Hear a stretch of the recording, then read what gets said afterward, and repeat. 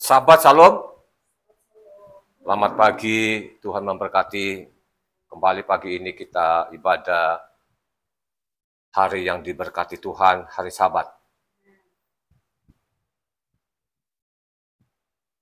Hari ini pelajaran kita terambil dari Maliaki. Kali lagi, pelajaran kita hari ini terambil dari Maliaki. Maliaki 3 ayatnya 13 sampai 18.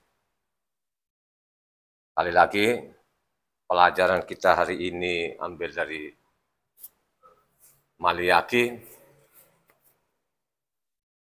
3 ayatnya 13 sampai 18. Silakan dibaca yang kencang.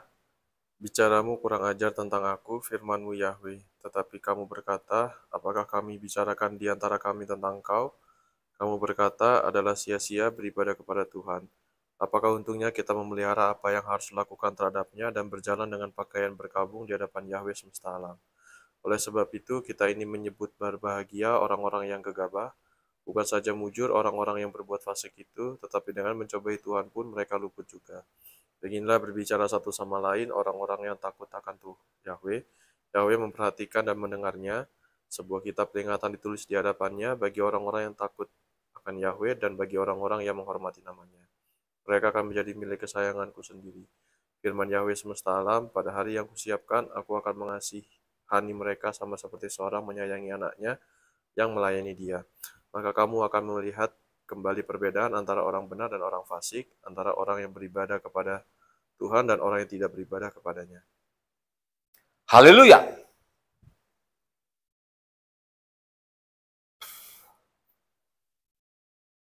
Khotbah saya yang kemarin itu dari Daniel 12.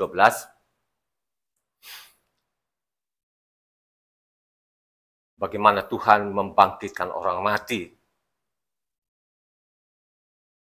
Yang dia bangkitkan itu, yang masuk dalam kerajaan sorga, itu orang-orang yang benar-benar kembali namanya ke hukum Taurat. Hukum Taurat ada kebenaran. Khotbah saya yang lalu itu ada penontonnya kurang lebih 350-an. Penontonnya ada yang like itu hanya 4 orang. Jadi saya lihat itu yang like ya hanya 1%, kecil sekali ya. Saya tidak tahu keberadaan yang like itu. Yang like itu bukan orang-orang biasa ya. Saya kira dia sudah pelajari kitab suci ini. Ya, pada waktu saya sampaikan dia like. Nah yang like itu saudara ya, berkatnya luar biasa. Berkat itu apa?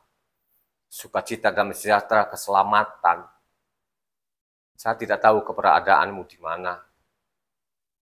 Tapi yang pasti pada waktu engkau like, bukan like untuk saya, tapi engkau like kepada Tuhan yang disembah Abraham, Yakob, dan Israel bernama Yahweh. Itulah yang kau like. Pasti engkau terima upahmu pada waktu kebangkitan orang mati. Dan ada juga penonton itu, dari antara 350-an itu, ada yang mengatakan saya ini bahwa saya ini gangguan jiwa.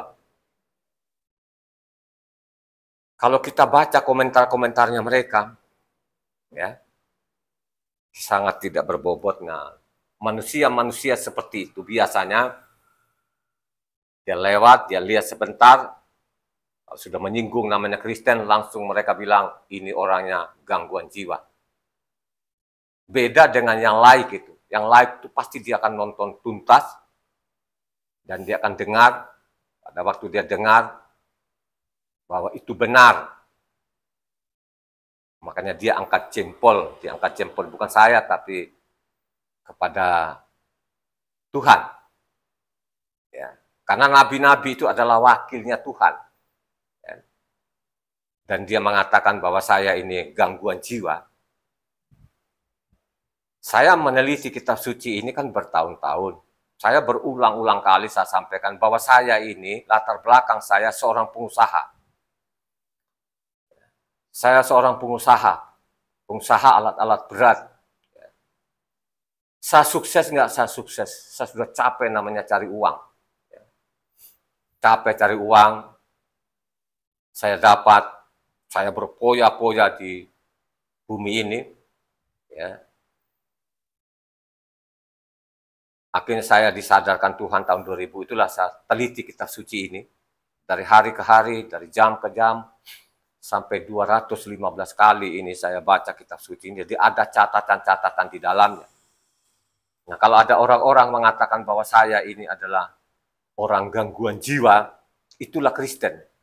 Ya. Kristen kalau sudah dibuka kedoknya, pasti mereka marah-marah. Pastilah mereka marah-marah. Ya. Dia bawa-bawalah apanya Bambang Nursenanya lah. Dia bawa-bawa namanya Gracia Pelonya lah. Ya. Gracia Pelo itu saudara ya, udah tahu itu. Dia masuk penjara karena dia ngutak-ngutik namanya agama orang. Coba Gracia Pelo yang dia bangga-banggakan si pengeritik itu, ya dia teliti saja kitab sucinya. Dia tidak pernah akan berani Gracia Pelo itu Yahweh itu nama apa? Apa ya? Nama setan, nama genderuwo. Dengan kata-katanya dia menghina Gracia Pelo itu saudara ya. Bahwa nama Yahweh itulah nama-nama genderuwo gitu kan. Akhirnya apa? Dia masuk penjara loh saudara. Ya, dia masuk di penjara, ditangkap dan benar-benar itu ya mantan napi lah ya. Karena itu tadi ya mengutak-ngutak agama orang. Sedangkan kalau kita selidiki dalam kitab suci itu ya tidak pernah ada rasul-rasul dulu itu tidak pernah mengurusi namanya agama orang, apalagi menghina-hinanya. Tidak ada saudara ya. Hanya persoalan sekarang ini Kristen cari-cari pengikutnya lagi supaya banyak-banyak dengan banyak pengikut-pengikutnya nanti maka dia akan keruk namanya apa isi kantong orang. Iya betul itu. Tapi zaman dulu tidak pernah saudara. Jangankan namanya mengorek-ngorek namanya persembahan orang, uang orang, menjelek-jelekan agama orang tidak pernah ada saudara. Mereka tidak mau, mereka berurusan dengan agama-agama orang. Kepercayaan orang itu tidak pernah. Tugas mereka namanya Rasul Saul, penelitian sama selama 25 tahun itu, supaya orang-orang kembali kepada hukumnya Tuhan. Itu saja, nggak ada lain. Karena sana akan terbaca di sana, kalau kita baca namanya satu orang, sebelum nanti kita kembali kepada Maliaki ini. Ini yang kritik-kritik saya ini, yang bilangnya saya itu gangguan jiwa. Ya. Dan benar-benar sana, dia bawa-bawa Gracia Pelonya ini, yang benar-benar Gracia Pelo, masih ada saya catatannya dia tuh bahwa nama Yahweh itu nama genderuwo dan dia masuk penjara karena dia ngutak-ngutik agama orang. Kalau kita baca namanya Kisah Para Rasul 19 ayatnya 36-37. Baca yang kencang supaya pendengar itu mencatatnya, ya. Supaya namanya pendengar yang sudah subscribe jangan urusin namanya agama orang, ya. Mendingan baca khususnya namanya keempat penginjil ini. Kalau engkau baca keempat penginjil itu, ya, pasti saya jaminkan hari ini pasti engkau kembali kepada hukumnya Tuhan. Ya, jangan ngutak-ngutik agama orang. Kalau kau ngutak-ngutik agama orang, tunggu waktunya kau akan dipenjara. Ya, dipenjara aja. Coba baca namanya Kisah Para Rasul 19 ayatnya 36 sampai 37. Hal itu tidak dapat dibantah, karena itu hendaklah kamu tenang dan janganlah berburu-buru bertindak. Sebab kamu telah membawa orang-orang ini ke sini, walaupun mereka tidak merampok kuil dewi kita, dan tidak menghujat namanya. Dan tidak pernah menghujat, mereka tidak berurusan namanya agama-agama orang. Mereka sana kemari itu, sampaikan bahwa Mesias itu sudah datang di bumi, dan mereka pakai namanya kitab para nabi, kitab Mose dan kitab para nabi. Ingat ya, ya. Dan zaman dulu itu zaman rasul-rasul tidak mengutak-ngutak agama orang. Ya, karena zaman itu sudah ada agamanya mereka, ya, namanya agama Yahudi. Kitabnya mereka Talmud, ya. Mereka sadar pada waktu itu, ya, bahwa Talmud itu mengajarkan supaya meninggalkan namun Talmud. Memang pada waktu itu tidak ada lagi yang mengamalkan namanya Taurat. Mereka tinggalkan saja, ya. Mereka tidak peduli lagi gitu, ya. Ya, sehingga kalau ada yang ngeritik sama saya, bawa-bawa namanya junjungannya namanya Gracia Velo itu, ya, Gracia Velo itu gara-gara kutak-kutik namanya agama orang, agama Islam ini akan ditangkap dan masuk penjara. Berapa orang sekarang yang masuk penjara? Ada yang dikasih tae, dikasih makan tae, karena itu tadi ngutak-ngutak namanya agama orang, gitu. Ya, kalaupun dia pindah agama, ya sudah selidiki namanya agama barumu itu. Apakah agama barumu benar enggak, kan begitu ya. Saya tuh punya dasar. Kenapa saya mengatakan agama Kristen itu menyimpang? Menyimpang tidak sesuai namanya isi kitab sucinya. Ya, itu yang saya kritik. Ya. Ada dasarnya. Ya. Kenapa saya punya dasar? Karena saya teliti kitab suci kan 25 tahun. Sudah 215 kali dari Kejadian sampai Wahyu. Gimana sih? Ya. Jangan ada orang-orang namun malu nonton di situ. Tidak simak, tidak nonton. Betul memang khotbah saya, itu kan memang lama. Tapi kan ada manfaatnya. Masa sih rugi banget. Kalau hari ini lu beli paket 50.000, masa sih lu rugi banget. Ya? Dan kau duduk diam di situ, catat apa yang saya sampaikan. Sehingga pada waktu lu komentari nanti, pakai juga pasal dan ayat. Baru kelihatan gitu loh. Jangan tiba-tiba, oh ini gangguan jiwa. Ya? Gangguan jiwa. Tidak indah dan lain sebagainya, memang gak enak gitu. Ya. Kalau kita baca dalam kitab suci itu perkataan Tuhan, wah saudara, orang-orang Israel itu menyimpang dari Taurat, itu dia bilang orang-orang tolol, bodoh, peka, keturunan ular beludak. Iya, betul saudara. Ya. Makanya saya sampaikan ini, ya, yang sudah subscriber itu, apalagi yang sudah like, catatlah yang saya sampaikan ini. Kan yang saya sampaikan sesuai namanya isi kitab sucinya begitu. Ya, coba kan? Makanya dia bilang, oh saya gangguan jiwa. Kalau Tuhan Yesus lebih lagi. Lebih loh saudara. Itu kalau namanya Yesus itu keluarganya sendiri. Dianggap Yesus itu gangguan jiwa. Ya. Kalau saya yang mengatakan saya itu tadi yang ini gangguan jiwa, saya tidak kenalin orangnya. Dia di mana kan gitu. Saya tidak kenal, tidak ada hubungan keluarga, nggak siapa-siapa. Saya anggap itu ya adalah sampah aja lah. Tapi saya juga sadar, saya ini bukan nabi. Ya, saya ini manusia biasa saja. Hanya saya ini meneliti saja kitab suci bertahun-tahun. Latar belakang saya seorang pengusaha. Ya, saya punya PT. Ya, sukses enggak? Saya sukses kok. Ya. Saya sukses. Saya sudah capek dan saya mau menyelidiki saja kitab suci. Memang risikonya seperti itu memang. Ya. Ada tantangan nanti dibilang gila. Lah, contoh namanya Yesus itu sendiri pun dianggap gila. Loh, Yesus itu Tuhan loh. Yesus itu adalah Yahweh sendiri ya. Jadi dari kata-kata yang saya ucapkan ini bahwa dia adalah Yahweh itu sendiri, itu ada dasarnya saya ini. Dasarnya saya, kita harus baca namanya kitabnya Mose, kitab para nabi dan surat-surat. Kalau kita baca di situ, baru kita tahu yang jadi manusia adalah Yahweh itu sendiri. Jadi saya punya dasar. Jadi sudah bertahun-tahun yang saya sampaikan ini. Kalau ada orang-orang yang sepintas datang, seolah-olah saya tidak sampaikan itu. Sudah dari berulang-ulang sudah saya sampaikan bahwa dia adalah Yahweh itu yang jadi manusia. Ada dasar hukum, ada dasar firman-Nya. Ya, dasarnya dari mana? Kita baca kitabnya Mose, kita baca namanya kitab para nabi, kita baca namanya surat-surat. Makanya saya kalau baca itu lengkap. Dari Kejadian sampai Wahyu 215 kali. Jadi saya mencatat. Saya catat juga di dalamnya bahwa memang Yesus pada waktu itu dianggap sudah nggak normal, sudah gila. Ya. Coba kan, ini kata-kata ini saudara saya bilang memang yang mengatakan itu memang orang gila, orang-orang yang sudah isi otaknya di dalam sudah kagak ada. Ya. Contohnya misalnya keluarganya sendiri bahwa dia tidak waras lagi. Tercatat namanya di Markus 3 ayatnya 21 sampai 22. Baca namanya Markus 3 ayatnya 21 sampai 22. Supaya orang itu ngerti loh. Yang makanya saya mengatakan saya ini gangguan jiwa ya. Saya tidak pengaruh lah. Saya tetap akan sampaikan ini. Selama ada orang yang nonton. Ya. Apalagi yang saya hargai, yang like itu saya hargai. Ya. Karena mereka bukan like saya, tapi kepada Tuhan. Ya. Dan upahnya mereka yang like sangat besar, ya, saudara. Dia akan terima upahnya nanti pada waktu akhir zaman. Yakin itu. Ya.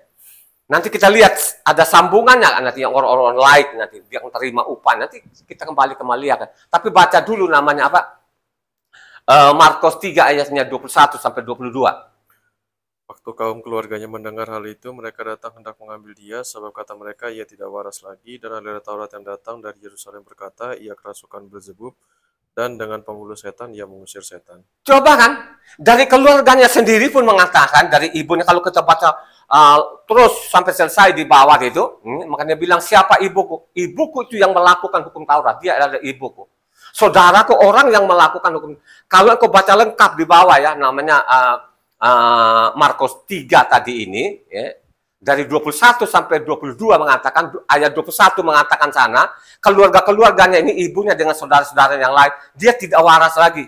Dan ayat 22 itu kan kepada namanya ahli-ahli Taurat, bahwa ini namanya apa? Udah setan ini, kan? Gitu kan?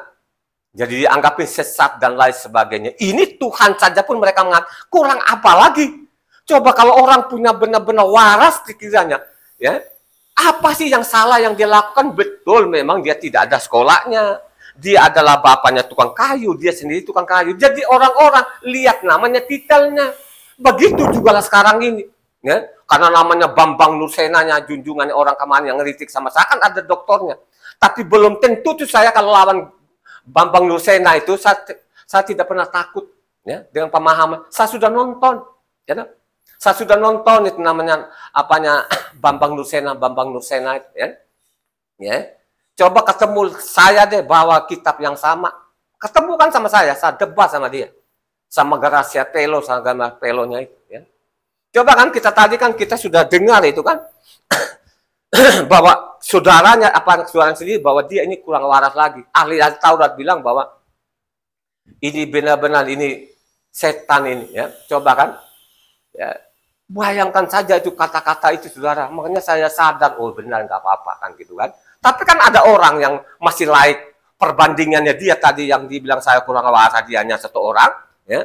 Terus ada lagi beberapa, tapi yang lain-lain kan tidaklah, ya. Malah ada satu yang menanya saya, ini dari dominasi mana kan gitu ya. Saya mau sampaikan, saya tidak dari kelompok mana. Saya ini kembali kepada hukumnya Taurat. Jadi saya ini tidak punya agama. Karena memang di dalam isi kitab suci, saya tidak ketemukan namanya agama. Ya, jadi ingat yang bertanya sama saya, ya bukan dia apa ya, tapi dia bertanya, jujurlah orang itu.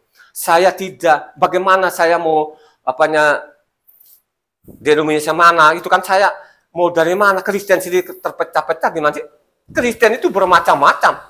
Ada namanya Kristen yang namanya hari Sabat, ada namanya Minggu, ada namanya baptisan selam, ada baptisan namanya percik, gimana sih? Ya? Kita mau ikut mana? Ya, karena agama ini kan kacau balau. Dan kalau kita telisik kitab suci ini kan memang kacau balau. Makanya saya mengatakan isi kitab suci ini sudah dimodifikasi. Ya, siapa sih yang berani nantang ini? Ya. Jadi orang-orang itu kan namanya Yahweh Isme itu kan memang dia tidak ngerti. Karena memang Yahweh di dalam sudah tidak ada. Saya mengatakan ada kitab suci ini yang saya pegang. Kitab aslinya, ada bahasa Ibraninya, ada bahasa Indonesianya.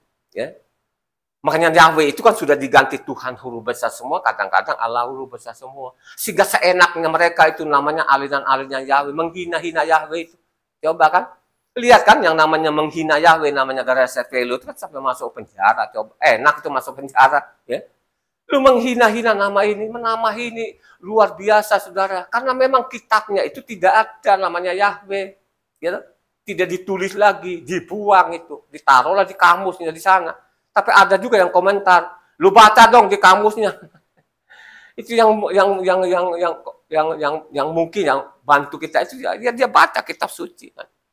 Ya, jadi ingat ya, tadi saudara-saudaranya sendiri udah kurang waras lagi, ahli-ahli Taurat dia bilang ini ajaran setan dan lain sebagainya. Ya. Dia tidak waras lagi, dia sudah gila dan lain sebagainya. Selama penelitian saya, nama-nama Titiah itu sampai wah tidak ada yang salah.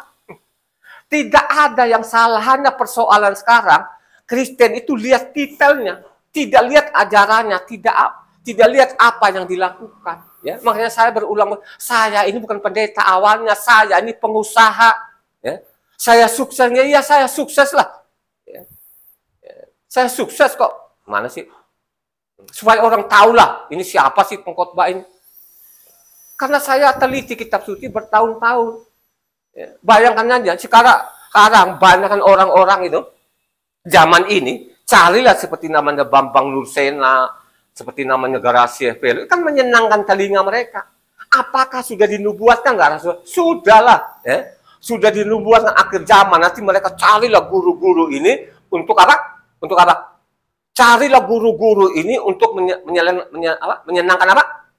Telinganya gitu. Coba satu orang, 2 Timotius 4 ayat 1 sampai 4, supaya pendengar, kalau itu punya orang yang dia masih nonton lagi hari ini, pasang kupingmu, ya. Pasang kupingmu baik-baik, dan kau dengar khotbahku itu sampai tuntas. Jangan langsung lu bilang ini gangguan jiwa, ya. Coba supaya kalau kau komentar lu pakai pasal dan ayat gitu lah. Atau kalau kau kurang kuat, ketemu langsung sama saya. Kita ketemu di mana? Ya? Atau bawalah junjungan-junjunganmu di sini, kita sharing langsung, kita debat langsung itu. Itu yang benar. Ya. Enggak baca namanya 2 Timotius 4 ayat 1 sampai 4. Sebelum nanti kita kembali ke Maliaki ini.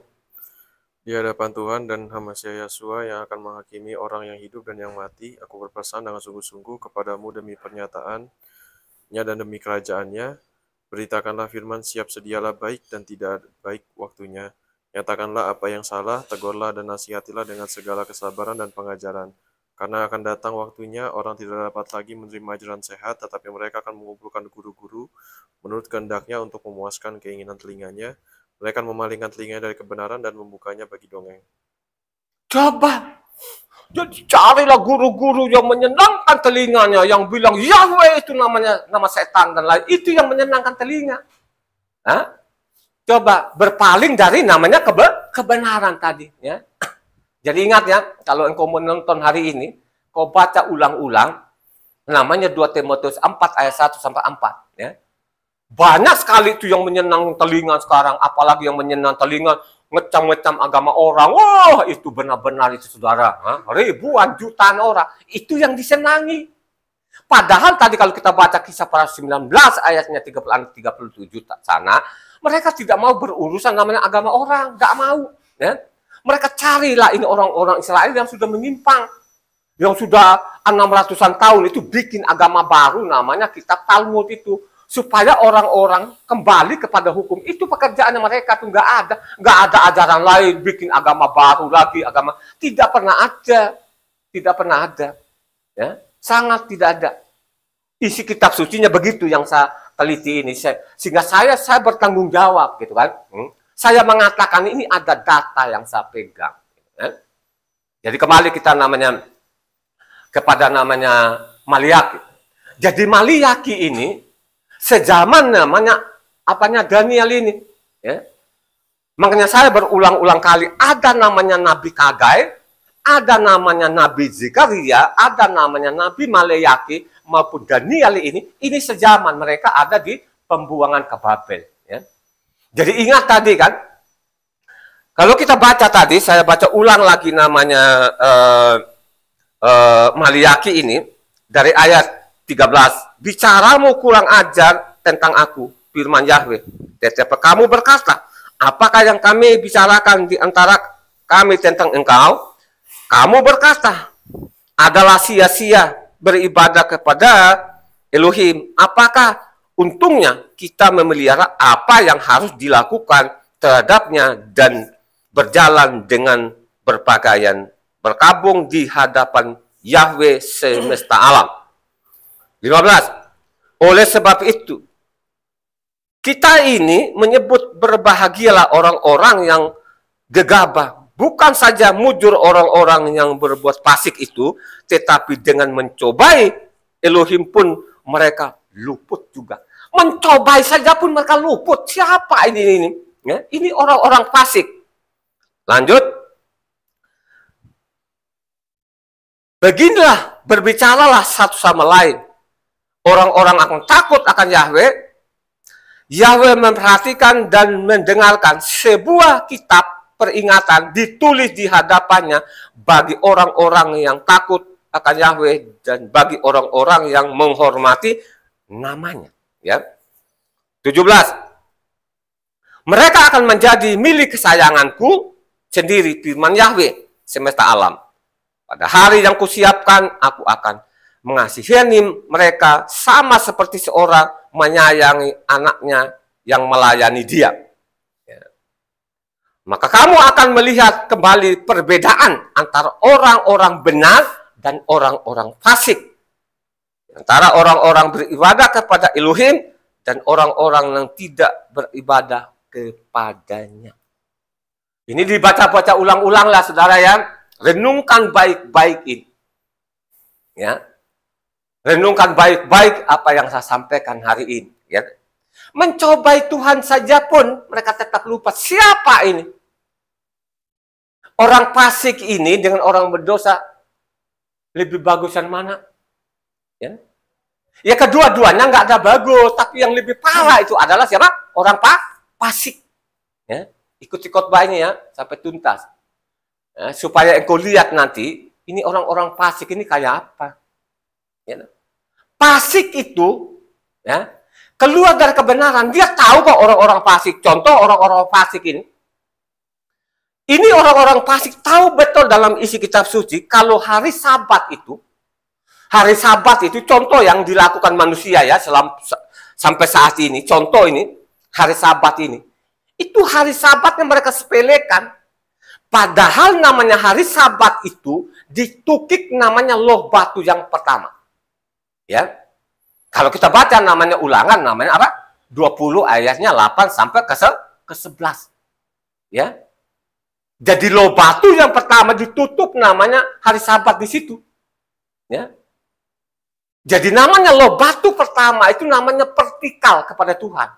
Coba bayangkan dengan sengaja dia tahu itu namanya hari Sabat ada di situ. Dengan sengaja dia belokkan. Dia belokkan kebenaran ini. Ya, makanya sama kita sudah baca bersama tadi namanya 2 Timotius 4 tadi ayat 1 sampai 4 itu. Ya, akhir zaman nanti mereka carilah guru-guru itu menyenangkan telinganya. Ya, kita dilihat diolok-olok kita itu Sabat, kalau orang Sabat sama saja orang ini suruh pulang kita zaman batu. Ini menyenangkan telinga bagi orang-orang penantang namanya hukum Taurat. Bagi orang-orang penantang namanya hukum Taurat yang menghina-hina namanya suka itu. Tapi ingat di sana itu. Mereka memalingkan telinga dari kebenaran itu. Ya, kebenaran yang dimaksud apa? Halo? Taurat. Ya. Jadi memang sudah dinubuatkan. Coba kan. Mencobai Tuhan saja pun mereka apa? Tetap namanya lol. Tapi ingat baik-baik. Ada kitab di depannya. Nah, ada kitab di depannya, jangan dicatat ini orang-orang ini. Ya. Dicatatlah orang-orang itu yang namanya, yang lain, seperti yang kemana 4 orang itu, dengan yang menghina tadi itu. Ya. Bahwa orang ini saya dianggap ini orang-orang gangguan jiwa. Coba kan. Yang saya sampaikan itu supaya orang namanya, kan sangat jelas namanya apa? Namanya Daniel itu. Hanya persoalan kebenaran itu orang Kristen pendeta itu tidak tahu apa itu kebenarannya. Ya. Yang dimaksud kebenaran itu adalah berasal namanya hukum Taurat, saudara. Ya. Kalau Pak Pendetanya tahu saja namanya bahwa kebenaran itu Taurat, tidak mungkin namanya mengajarkan pengikutnya itu supaya meninggalkan hukum Taurat. Kan tidak mungkin. Ya. Kan sangat jelas tadi ini kan, ada kitab yang ditaruh di depannya. Dia akan mencatat orang-orang yang beribadah benar, yang tidak, yang fasik. Ya, ada di depannya. Ya. Coba sebelum kita ke Daniel, baca dulu namanya Maliaka. Coba Ibu Ana baca namanya apa? Maliaki 1 sampai ke 6. Tuntas sajalah satu pasal itu, baca lengkap. Coba supaya ini pendengar mencatat ini, ya. Ya, kalau hari ini pun kalau engkau tidak like lagi ya, saya tidak tahu lah. Yang like ini apakah dia masih ada hari ini atau dia tidak ada hari ini? Ya, saya sampaikan ini apa adanya. Ya, jadi ingat ya.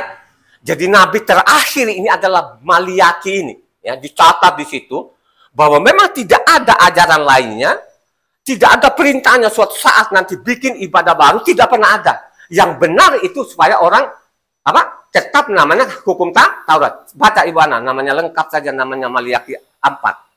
Baca lengkap semua karena itu ada 6 ayat. Baca. Bahwa sesungguhnya hari itu datang menyala seperti perapian, maka semua orang gegabah dan setiap orang yang berbuat fasik menjadi seperti jerami dan akan terbakar oleh hari yang datang itu, firman Yahweh semesta alam, sampai tidak ditinggalkannya akar dan cabang mereka. Tapi kamu yang takut akan namaku, bagimu akan terbit surya kebenaran dengan kesembuhan pada sayapnya. Kamu akan keluar dan berjingkrak-jingkrak seperti anak lembu lepas kandang. Kamu akan menginjak-injak orang-orang fasik, sebab mereka akan menjadi abu di bawah telapak kakimu pada hari yang kusiapkan itu, firman Yahweh semesta alam. Ingatlah kepada Taurat yang telah kuperintahkan kepada Mose hambaku di Gunung Horeb, untuk disampaikan kepada seluruh Israel, yakni ketetapan-ketetapan dan hukum-hukum. Sesungguhnya aku akan mengutus Nabi Elia kepadamu menjelang datangnya hari Yahweh yang besar dan dahsyat itu. Maka ia akan membuat hati bapa-bapa berbalik kepada anak-anaknya, dan hati anak-anak kepada bapak-bapaknya, supaya jangan aku datang memukul bumi sehingga musnah. Ada gak yang berbalik kepada hukum Taurat? Hampir-hampir tidak kelihatan. Makanya perbandingan yang saya bilang tadi, ada 300 sekian orang, yang like itu hanya 4 orang, 1%, saudara. Kecil sekali, saudara. Coba khotbah saya kemarin, ada 300 sekian orang penonton, hanya yang like hanya 4 orang, saudara. Bayangkan saja. Ya. Coba kan, apakah ada ajaran-ajaran nanti bikin agama baru? Tidak pernah ada. Ya. Mereka tahu ini nabi-nabi. Ya. Gara-gara namanya bikin ibadah baru, bagian utara itu namanya Samaria, akhirnya digaruk sampai detik ini. Ya. Coba lihat, saudara. Makanya diperingatkan kepada namanya orang Israel supaya tidak boleh meninggalkan hukum Taurat, saudara. Ya. Orang-orang gegabah nanti, ya, seperti yang menghina-hina nama Yahweh, yang menghina-hina hukum Tuhan. Bukan saya. Tadi kan kita sudah baca namanya apa? Maliaki 4, saudara. Gitu. Masuklah mereka di situ. Kurang apa lagi di situ? Makanya saya mengatakan dari nabi manapun tidak pernah ada, saya tidak ketemukan dalam isi kitab suci supaya namanya bikin ibadah baru selain namanya Taurat. Tidak pernah ada. Ya? Karena saya mengatakan gara-gara Raja Yerobeam, ya kalau kau baca namanya 1 Raja-Raja 12 di sana, bagaimana dia bikin ibadah baru, akhirnya apa? Namanya kerajaan Israel Utara yang beribu kota kan namanya Samaria, digaruk sampai saat ini. Ya, ingat ya, sampai detik ini. Ya, tidak ada lagi Samaria. Ya. Makanya zaman Maliaki ini nabi-nabi terakhir peringatkan Israel. Ya, supaya benar-benar berpegang kepada namanya apa? Hukum Taurat. Tapi apa yang terjadi? Kupingnya mereka tutup, akhirnya apa? Dari Maliaki itu sampai Yeshua HaMasyiah itu ada namanya agama. Agamanya mereka namanya agama apa? Yahudi. Dan kitab sucinya mereka Talmud. Ya. Makanya saya mengatakan pengeritik-pengeritik itu bacalah namanya Matitia 23. Ya. Ya. Itu terakhir sekali diperingatkan kepada namanya orang-orang, hai kamu keturunan ular beludak. Ya, hai kamu keturunan pembunuh-pembunuh nabi-nabi itu, ya. Tetap namanya menulikan telinga, akhirnya apa? Yeshua disalib, ya. Coba. Sesudah namanya Yeshua disalib itu 70 tahun kemudian, namanya tadi agama Yahudi dengan kitabnya Talmud, akhirnya apa? Korbannya apa? Bait suci apa? Dihancurkan. Gara-gara tadi selatan bikin lagi agama baru, agamanya Yahudi ini, kitabnya Talmud, akhirnya apa? Dari zaman Yeshua itu sampai namanya Kaisar Titus itu, ya, 70 tahun kemudian, akhirnya apa? Perkataannya Tuhan sendiri Tidak ada lagi. Kalau kau baca namanya Matitia 24 sana, pada waktu mereka mengagumi namanya bait suci itu, gedung itu, nanti yang kamu kagum ini tidak ada lagi batu berdiri di atas batu yang lain. Ini kan dirobohkan, ya. Akhirnya apa? Perkataannya Tuhan tadi, ya, zaman itu ada agama baru ini namanya agama Yahudi ini dengan kitabnya Talmud, akhirnya apa? Ya. 70 tahun kemudian dihancurkan. Sampai detik ini. Ayo. Sampai detik ini, saudara. Ya. Itulah namanya kitab-kitab nubuatan ini. Peringatkan berulang-ulang tetap namanya bandel. Nah, saya ini sampaikan sesuai namanya isi kitab sucinya. Saya tidak melanggar. Yang saya sampaikan itu komentari saja nggak apa-apa. Pakai pasal juga dan ayat. Supaya saya juga belajar. Di mana sesatnya saya. Kan gitu. Ya, coba kan, bayangkan saja. Makanya kalau kita baca, namanya Ulangan 24 ayat 16 mengatakan di sana, itu memang orang ini hati-hati. Ya. Coba kita baca, namanya Ulangan 24 ayat 16. Janganlah ayah dihukum mati karena anaknya, janganlah juga anak dihukum mati karena ayahnya. Setiap orang harus dihukum mati karena dosanya sendiri. Karena dosanya sendiri. Jadi dosa itu apa?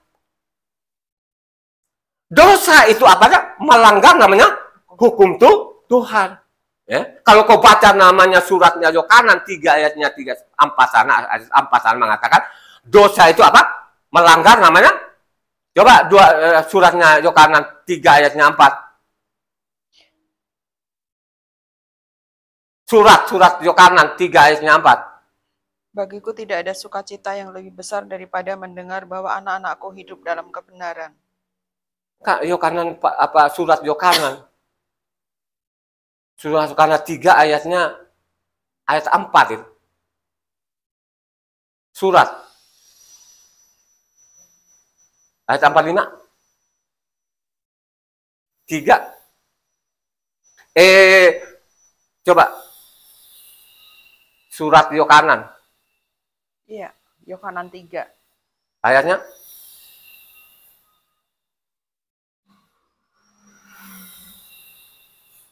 Satu Yohanan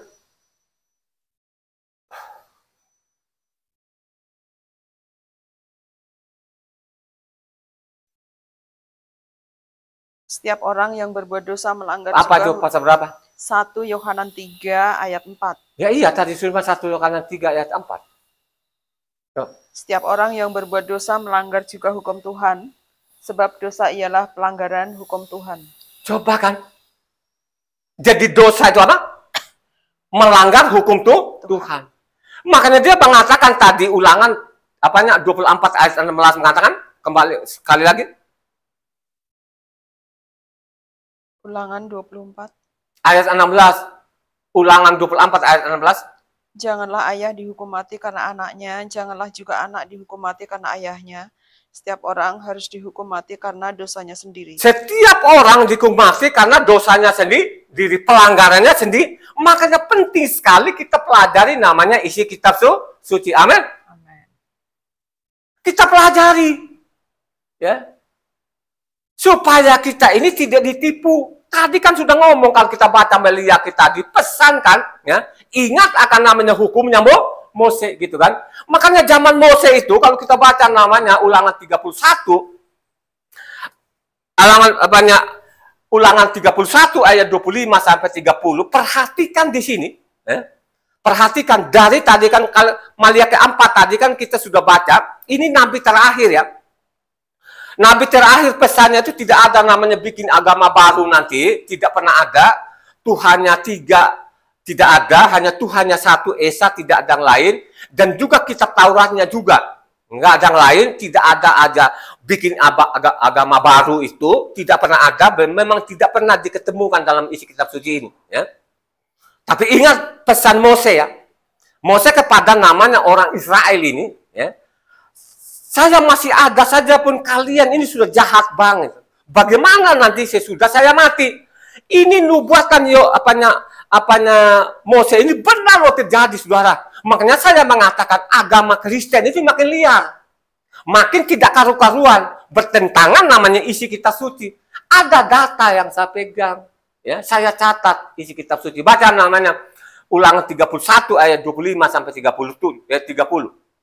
Maka Mose memerintahkan kepada orang-orang Lewi pengangkut tabut perjanjian Yahwe demikian. Ambillah kitab Taurat ini dan letakkanlah di samping tabut perjanjian Yahwe, Tuhanmu, supaya menjadi saksi di situ terhadap engkau, sebab aku mengenal kedegilan dan tegar tengkukmu. Sedangkan sekarang, selagi aku masih hidup bersama-sama dengan kamu, kamu sudah menunjukkan kedegilanmu terhadap Yahwe. Terlebih lagi nanti sesudah aku mati. Suruhlah berkumpul kepadaku segala tua-tua sukumu dan para pengatur pasukanmu, maka aku akan mengatakan hal-hal yang berikut kepada mereka dan memanggil langit dan bumi menjadi saksi terhadap mereka. Sebab aku tahu bahwa sesudah aku mati, kamu akan berlaku busuk dan akan menyimpang dari jalan yang telah kuperintahkan kepadamu. Sebab itu di kemudian hari malapetaka akan menimpa kamu apabila kamu berbuat jahat di mata Yahwe dan menimbulkan sakit hatinya dengan perbuatan tanganmu. Lalu Mose menyampaikan ke telinga seluruh jemaah Israel nyanyian ini sampai perkataan yang penghabisan. Coba sekali, saya masih ada saja pun kamu sudah degil banget. Apalagi kalau sudah saya nubuatan namanya Mose, benar gak? Kenapa mereka ada di pembuangan ini, Maliaki, Daniel, Kagai maupun Zakaria ini? Kenapa mereka ada di sana pembuangan? Oleh kebenaran mereka atau karena mereka tinggalkan hukum Taurat? Meninggalkan hukum Taurat. Karena mereka meninggalkan hukum Taurat, tidak kenal lagi namanya Yahwe ini, saudara. Ya? Makanya pada waktu terakhir ini peringatkan namanya orang Israel. Begitu juga pun namanya apa? Zakaria. Zakaria 8 itu ayat 16 mengatakan, ini kan sejaman mereka ini ada di pembuangan supaya orang-orang kembali yang benar. Harus berkata yang benar. Ya. Coba baca namanya Zakaria 8 ayat 16. Inilah hal-hal yang harus kamu lakukan.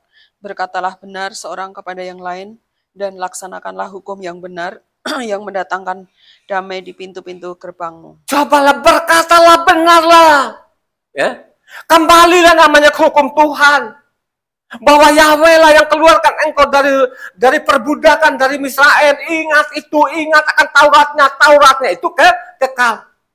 Siapa yang membantah ini? Kalau engkau bantah hari ini, pakailah pasal dengan ayat.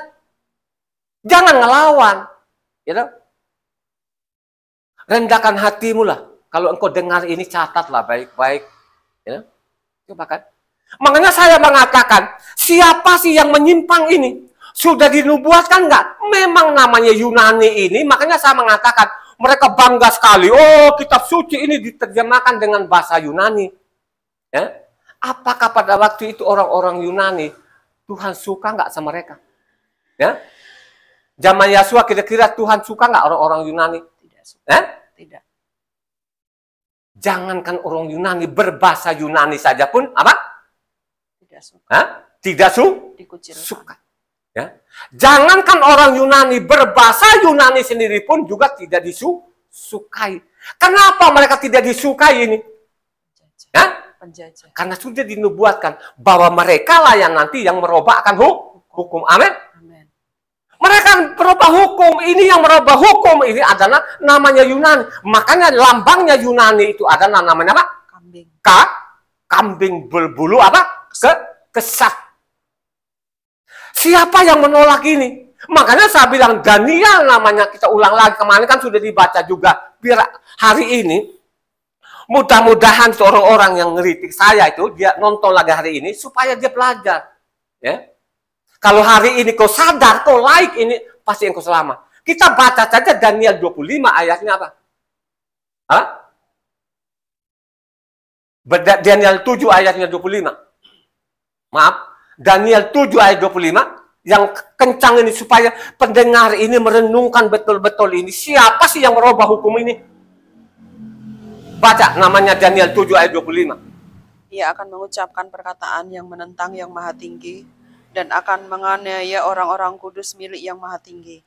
Ia berusaha untuk mengubah waktu dan hukum, dan mereka akan diserahkan ke dalam tangannya selama 1 masa dan 2 masa dan setengah masa. Coba kan dia menantang yang maha kudus. Ya? Dia menantang, dia rubah waktunya, dia rubah namanya apa? Hukumnya. Siapa yang membantah ini? Siapa yang merubah ini? Kalau hanya baca di situ, engkau tidak tahu. Tapi kalau kau baca lengkap di situ ayatnya, pasal 8 di situ, pasti engkau ketemu bahwa yang merubah hukum itu adalah siapa? Yunani. Ya? Coba kan. Makanya waktunya Tuhan itu dari petang ke petang. Makalah baca namanya Kejadian. Kejadian itu mengatakan, jadilah petang, jadilah apa? Pagi. Petang itu mewakili malam, pagi itu mewakili siang. Itu namanya waktunya Tuhan. Akhirnya dinubuatkan bahwa kemudian hari itu dia akan rubah namanya waktu dengan hukum. Benar nggak? Sekarang mereka rubah hukum nggak ini Kristen ini? Kristen itu merubah hukum. Saya mengatakan itu, orang tahu nggak orang fasik itu kalau ibadahnya hari Sabat? Tahu. Tapi dengan kelicik, tanya dia, ya. Dengan pintar-pintar ngomong, akhirnya dibelokin orang, suruh namanya hari ini merubah hukum nggak ini? Ya? Cobalah saudara. Ya? Kalau baca hanya tadi Daniel 7 ayatnya 25, kita tidak tahu siapa. Tapi kalau kita baca lengkap namanya pasal 7 tadi Daniel pasal 7, pasal 8 itu, baru kita sadar yang dimaksud yang merubah hukum adalah namanya apa? Yunani. Makanya kalau kita baca namanya Daniel 7 ayat 12 di sana, itu sangat jelas di situ. Jadi Daniel 8 ayat 12. Daniel 8 ayat 12.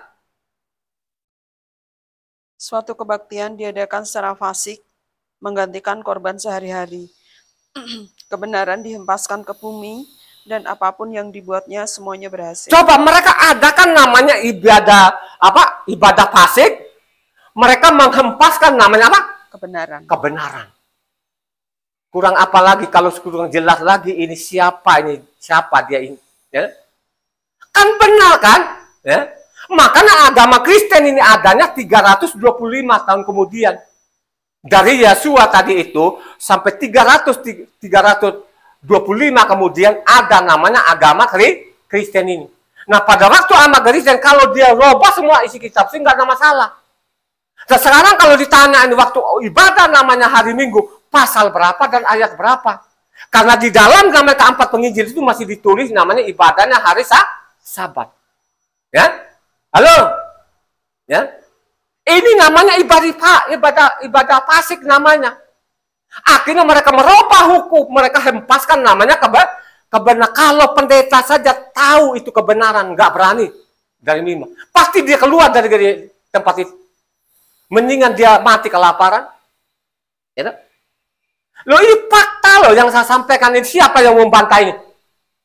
Coba deh orang-orang yang dia bawa namanya Gerasa Pelonya sama namanya Bambang Nursenanya itu salawan sama mereka. Ya? Bawa kitab yang sama. Berani nggak mereka? Ya? Coba. Loh, yang merubah hukum ini siapa? Yang merubah waktu ini siapa? Ini kan sudah dinubuatkan Daniel. Bagaimana mereka menghempaskan membuang namanya hukum tak? Jadi benar-benar sekarang terjadi dari mimbar-mimbar itu, dari mulutnya pendeta-pendeta itu, ya, suruh buang namanya Taurat. Hukum Taurat itu sudah dibatalkan. Coba kan? Akhirnya mereka bilang hukum Taurat itu namanya seperti namanya sudah usang, sudah jadi sampah, harus dibuang. Bikin sedemikian rupa, ya. Makanya perjanjian baru yang dikatakan perjanjian ini bikinan manusia. Bikinan orang Kristen, mereka pakai namanya Yeremia 31. Ya. Karena Yeremia 31 sana dibikin judul mereka ini, ya, orang Kristen namanya perjanjian baru. Akhirnya apa? Mereka pakailah seolah-olah zaman rasul-rasul ada namanya perjanjian baru kan. Makanya dikasih judul di sana, namanya 2 Korintus 3 di sana, dikasih judul di atas namanya perjanjian baru. Tapi mereka kutip dari namanya Yeremia 31. Coba lihat saudara. Yeremia 31 itu ada namanya 40 ayat. Jadi tidak sesuai perjanjiannya. Perjanjiannya namanya Tuhan ada waktunya nanti. Yerusalem atau bait suci itu dibangun lagi, tidak akan dirobohkan lah. Disitulah Israel dirubah pikirannya, hatinya. Jadi Taurat itu akan tertukar di dalam hati. Mereka mengenal namanya Yahweh. Disitulah namanya diperbarui pikiran hati mereka, orang-orang Israel adalah anaknya. Amin. Itu namanya apanya Yeremia 31. Ya? Makanya kalau kau baca Yeremia 31, bacalah namanya Yeremia pasal 30, Yeremia pasal 31, 32 sampai ke 33. Supaya engkau tahu siapa yang diperbarui itu. Namanya Yunani nggak mungkin. Karena memang tidak ada di dalamnya. Dialah yang merubah hukum dan waktu. Mereka namanya bikin ibadah namanya pasik, ya. Hilangkan namanya korban. Sedangkan di dalam Injil itu masih ada korban nggak? Pada waktu namanya orang-orang orang-orang yang sakit kusta tadi, suruh nggak Tuhan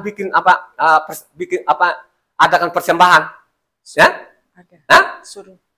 Disuruh namanya apa? Pentahiran. Persembahan yang diadarkan kepada Mose. Mereka sekarang ditiadakan. Coba saudara, ya. Ini kan ajaran-ajarannya pasik. Pasik itu orang-orang tahu itu kebenarannya, tapi mereka pura-pura tidak tahu. Makanya saya mengatakan orang berdosa itu dihukum mungkin tidak terlalu berat. Tapi kalau orang pasik itu dihukum dengan seberat-beratnya. Cobalah saudara. Saya bukan karang-karang.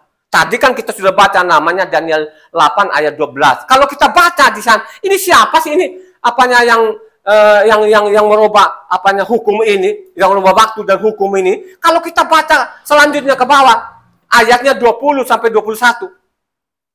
Ayat 20 tadi Daniel 8 ayat 20 sampai 20. Bayangkan aja ini disebut mereka Yunani, ini kan kambing, ya. Kambing itu berbulu kesek katanya, coba. Ayat 20 sampai 21. Domba jantan yang kau lihat itu dengan kedua tanduknya ialah raja-raja orang Media dan Persia. Dan kambing jantan yang berbulu kesat itu ialah raja negeri Yunani. Dan tanduk yang besar yang di antara kedua matanya itu ialah raja yang pertama. Cobalah saudara. Ternyata ini yang merubah hukum dan waktu ini adalah Yunani. Makanya sesudah Yesua itu 300 tahun kemudian dia bikin namanya ibadah baru, namanya Kristen. Dia mulai nipu di situ. Dia tipunya di mana? Sekarang hukum-hukum namanya Sabat ini adalah namanya tukuk lo batu pertama tadi ini.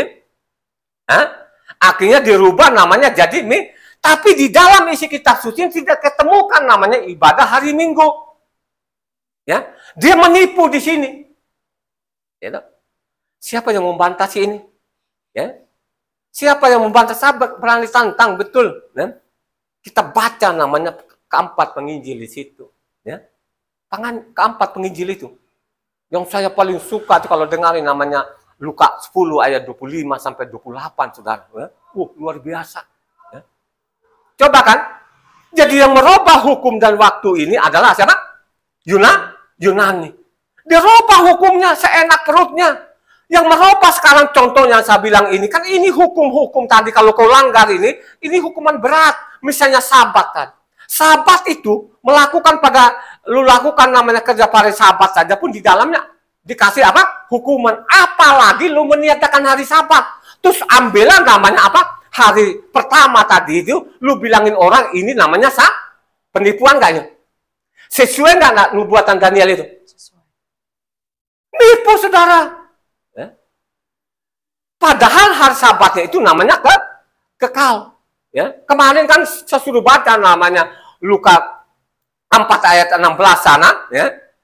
Kebiasaannya dia setiap hari Sabat. Dia tidak akan merubah.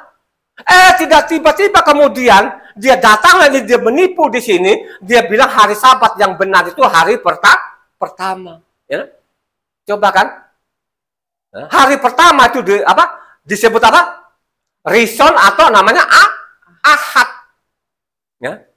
Coba kan hari pertama itu disebut namanya Rison atau namanya Ahad. Menipu, bukan saya loh, itu tadi siapa yang membantah itu, ya? Coba kan? Siapa yang membantah? Makanya saya bilang tadi kan zaman apanya zaman Raja Daud itu ini orang Israel mulai benar-benar fasik ya. Bukan dosa lagi, fasik. Saya bilang fasik dengan dosa memang beda-beda, saudara. Kalau dosa itu ada dosa yang sengaja dan tidak sengaja, saudara. Tapi kalau fasik ini sengaja, tahu itu hukumnya begini segala, dia robah, saudara, dia berani, dia nantang, akhirnya dia paksa orang supaya meninggalkan hukum Tuhan. Dipaksa loh. Ini yang memaksa ini fasik-fasik ini. Ya, memaksa saudara. Ya. Coba kan. Makanya saya mengatakan, Tuhan datang di bumi ini, dia tidak berurusan namanya bangsa-bangsa. Dia berurusan dengan anaknya ini yang sudah tidak ada gurunya. Kenapa tidak ada gurunya? Pada waktu itu mereka sudah menyeleweng, bikin namanya agama baru, agama Yahudi, punya kitab namanya Talmud. Ayo, siapa yang mau berani tantang ini, saudara? Ya. Makanya tunggu waktunya ini yang menyimpangnya, yang merubah-rubah hukum tadi yang dinubuatkan Daniel tadi ini, yang Yunani itu lambangnya kambing, tunggu waktunya. Ya. Baca aja nanti Matitia 25 di sana, ayatnya 31 sampai selesai. Ya. Ada sebelah kanannya apa? Sebelah kanannya apa? Ya. Pada waktu dia datang di bumi ini, yang sebelah kanannya apa? Domba. Lambangnya apa? Domba. Yang sebelah kirinya apa? Kambing. Baca aja nanti. Jangan nafsu loh ya, jangan emosi. Yang saya sampaikan ini ada pasal dan ayatnya. Ya. Makanya kalau zaman apa? Karena Raja Daud itu lahirnya pada zaman apa? Hakim-hakim. Dan hakim-hakim itu sudah parah. Jadi mereka sudah parah, bikin ibadah baru, ya, agama baru, ya. Tuhan mereka Baal dan Asyera, saudara. Ya. Ini kejahatan luar biasa. Mereka tidak kenal Tuhan lagi. Ya. Zaman hakim-hakim. Nah, zaman hakim-hakim itu lahirlah namanya bernama siapa? Daud. Ya. Coba kan. Lahir Raja Daud ini. Nah, zaman hakim-hakim ini sudah parah. Memang ada yang lumayan di sana. Ada namanya Gideon. Ada namanya Simpson. Ya. Coba ada namanya Yefta, tapi mereka pun sendiri juga pun tidak sepenuh hati. Seperti namanya Gideon. Akhirnya bikin epot itu disembah-sembah. Ya. Jadi namanya hakim-hakim itu sudah namanya sudah parah. Ya. Makanya Daud bilang, ya, dia akan perhatikan orang-orang yang benar-benar kembali kepada hukumnya Tuhan. Kenapa dia mengatakan itu? Karena Daud sendiri pun sangat mencintai namanya hukum Tuhan, ya. Karena Daud sendiri pun sangat mencintai namanya hukum Tuhan. Kalau engkau baca namanya Mazmur 19 di sana, ya. Coba kalau kau baca namanya Mazmur 19 di sana, ayatnya 7 sampai 11, ya. Jadi dia sangat zaman Raja Daud ini, ya. Karena dia lahirnya namanya zaman hakim-hakim ini, hakim-hakim sudah parah. Sudah parahnya parah deh. Ya. Ada memang orang-orang sana itu ada namanya Gideon, ada namanya Yefta, ada namanya Simpson. Ya. Coba kan, Simpson sendiri pun juga akhirnya dicongkel kedua matanya. Yang congkel kedua matanya orang-orang namanya Palestina. Karena gara-gara tadi namanya main pelacur lah segala macam, saudara. Akhirnya juga jatuh, dicongkel kedua matanya, saudara. Ya. Jadi zaman hakim-hakim itu sudah parah. Coba baca namanya tadi yang saya katakan. Mazmur 19 ayat 7 sampai 11. Mazmur 33. 19 atau 33? Tadi? Oh, Mazmur 19 ayatnya 7 sampai 11 dulu. Mazmur, ini Raja Daud sangat mencintai Taurat, ya. Makanya dia adalah raja kebenarannya. Dia dicatat baik-baik ini, ya. Coba baca namanya Mazmur 19 ayatnya 7 sampai 11. Taurat Yahweh itu sempurna, menyegarkan jiwa. Peraturan Yahweh itu teguh, memberikan hikmat kepada orang yang tak berpengalaman. Titah Yahweh itu tepat, menyukakan hati. Perintah Yahweh itu murni, membuat mata bercahaya. Takut akan Yahweh itu suci, tetap ada untuk selamanya. Hukum-hukum Yahweh itu benar, adil semuanya. Lebih indah daripada emas, bahkan dari banyak emas tua, dan lebih manis daripada madu, bahkan daripada madu tetesan dari sarang lebah. Lagi pula hamba-Mu ini diperingatkan oleh semuanya itu, dan orang yang berpegang padanya mendapat upah yang besar. Cobalah saudara, menerima upah yang besar. Ya? Makanya saya mengatakan itu, kita sudah baca kemana Daniel 12 itu kan. Ya? Kalau orang-orang, kita tuntun orang supaya kembali kebenaran, maka nanti akhir zaman kita akan terima upah yang besar. Upah yang besar maksudnya apa? Kita masuk dalam kerajaan. Kalau benar-benar kita mencintai namanya hukum Tuhan, bahwa hukum itu sempurna. Loh, kata Daud itu, Taurat itu sempurna. Disamakan emas. Emas 24 karat lebih lagi sempurna. Ya, madu itu sudah manis, lebih manis lagi namanya apa? Taurat. Maka engkau akan terima upah yang besar. Ya.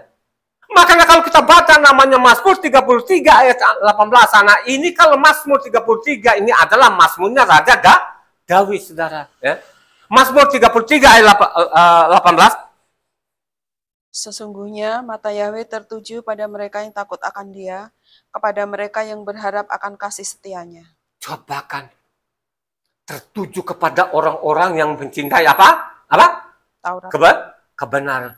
Mencintai akan Tauratnya, saudara. Ya. Tertuju mata Tuhan itu, dia perhatikan, makanya tadi ada kitab di depannya. Dia akan mencatat ini orang-orang ini yang membangkang ini. Ya. Yang menghina-hina namanya Taurat ini, yang menghina-hina hari Sabat ini, dicatat, saudara. Suatu saat nanti akan dijatuhkan hukuman. Ya. Ingat baik-baik. Ya. Ya. Jadi Raja Daud ini dia tertuju kepada mata Tuhan, tertuju kepada orang-orang benar. Ya. Kalau kita baca lagi Mazmur 34 ayat 15 di sana, ya, diangkat lagi Daud ini. Coba ayat 15, Mazmur 34 ayat 15. Mata Yahweh tertuju kepada orang-orang benar, dan telinganya kepada teriak mereka minta tolong. Coba kan, tertujunya kepada orang-orang yang benar. Orang yang benar itu orang-orang yang mengamalkan hukum Taurat. Dia akan memperhatikan, dia akan bertanggung jawab kepada orang itu. Amin. Amin. Ayat 17. Apabila orang-orang benar itu berseru-seru, maka Yahweh mendengar dan melepaskan mereka dari segala kesesakannya. Pada waktu namanya kau ada masalah, engkau berseru-seru karena engkau benar, Tuhan akan menolongmu. Amin. Amin. Tuhan akan bertanggung jawab. Halo? Ya? Tertuju, mata Tuhan tertuju kepada orang-orang yang mencintai akan hukum. Ya? Memperhatikan hukum-hukumnya. Yang sudah diajarkan tadi Maliaki tadi, ya, ya, itu pembangkang itu, pasik itu, suatu saat nanti akan dibakar dengan api. Ayo, ya, kemarin kan kita sudah baca namanya, apanya Yesaya 66 di sana kan, ya, ayat terakhir mengatakan orang akan keluar, akan nontonin orang-orang yang membangkang itu dalam api, ya. Mereka akan bangkang, ularnya tidak akan mati, apinya tidak akan padam. Suatu saat nanti akan sampai ke di situ, ya. Ayat 21 sampai ke 22. Kemalangan akan mematikan orang fasik, dan siapa yang membenci orang benar akan menanggung hukuman. Yahweh membebaskan jiwa hamba-hambanya, dan semua orang yang berlindung padanya tidak akan menanggung hukuman. Cobakan, ya. Dia akan membedakan yang fasik dengan orang benar, saudara. Ya. Orang fasik nanti tahu sendiri, ya. Makanya saya bang, fasik ini lebih parah. Ya. Jadi sekarang ini diadakan namanya apa? Ibadah fasik. Loh, ibadah fasik, saudara, ya, menipu, jelas-jelas menipu di dalam kitab suci, di dalamnya namanya hari Sabat itu ya hari Sabat. Ya. Bayangkan aja namanya hari pertama itu jadi hari Sabat, gimana sih? Ya. Ini mereka menipu. Dan mereka melawan namanya Tuhan ini. Ya. Coba saudara, dihukum nggak? Sudah dihukum bermacam-macam deh. Dari penyakit, malapetaka seperti corona, karena sudah dihukum manusia ini. Ya. Tidak sadar juga, tetap sampai saat ini. Kita sampaikan begini, oh ini orang udah gangguan jiwa. Gangguan jiwa yang mana, pasal berapa dan ayat berapa, tinggal lu tanggapi. Selesai toh, ya. Coba kan, beda namanya orang-orang fasik kalau kau baca namanya Mazmur 36 1-4.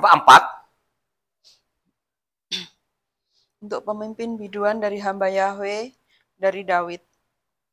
Dosa bertutur di lubuk hati orang fasik, rasa takut kepada Tuhan tidak ada pada orang itu. Sebab ia membujuk dirinya sampai orang mendapati kesalahannya dan membencinya. Perkataan dari mulutnya ialah kejahatan dan tipu daya. Ia berhenti berlaku bijaksana dan berbuat baik. Kejahatan dirancangkannya di tempat tidurnya. Ia menempatkan dirinya di jalan yang tidak baik, apa yang jahat tidak ditolaknya. Coba kan saya bilang tadi kan, mereka adakan apanya? Ibadah fasik. Mereka menghempaskan namanya kebenaran. Sabat itu kebenaran namanya, karena ditukik namanya lobatu, namanya pertama, saudara. Tapi mereka hempaskan, mereka buang. Coba lihat saudara, banyak nggak pengikutnya ini? Banyak. Ya. Coba kan, sekarang mereka tidak angkat. Ini pendeta-pendeta takut kehilangan namanya apa? Mata pencariannya. Mereka tidak singgung lagi Eropa. Eropa itu sudah tidak ada, bangkrut. Ya. Eropa, kalau pendengar hari ini kau tahu, itu di Eropa bangkrut sudah. Ya. Saya berulang-ulang kali saya sampaikan ya melalui YouTube ini. Ya. Ini Ibu Ana ini punya teman, ada namanya di Swiss. Suaminya orang Swiss, rumahnya di situ, anaknya ada di situ. Sampai saat ini masih dia tinggal di Swiss. Ya. Ini temannya Ibu Ana. Ya. Temannya Ibu Ana telepon sama Ibu Ana di sini tidak ada Kristen. Di sini sudah ateis semua, Bu, nggak ada lagi. Gereja-gereja di Swiss itu tidak ada lagi. Kalau orang-orang asli itu tidak ada lagi, Bu. Kalaupun ada dari Asia, ya, seperti orang Indonesia lah gitu ya. Kalaupun ada di situ katanya, rata nggak ada. Padahal itu namanya berkembangnya namanya Kristen ini dari Swiss. Ya. Siapa yang mengembangkan namanya Kristen Protestan? Tidak lain tidak punya siapa?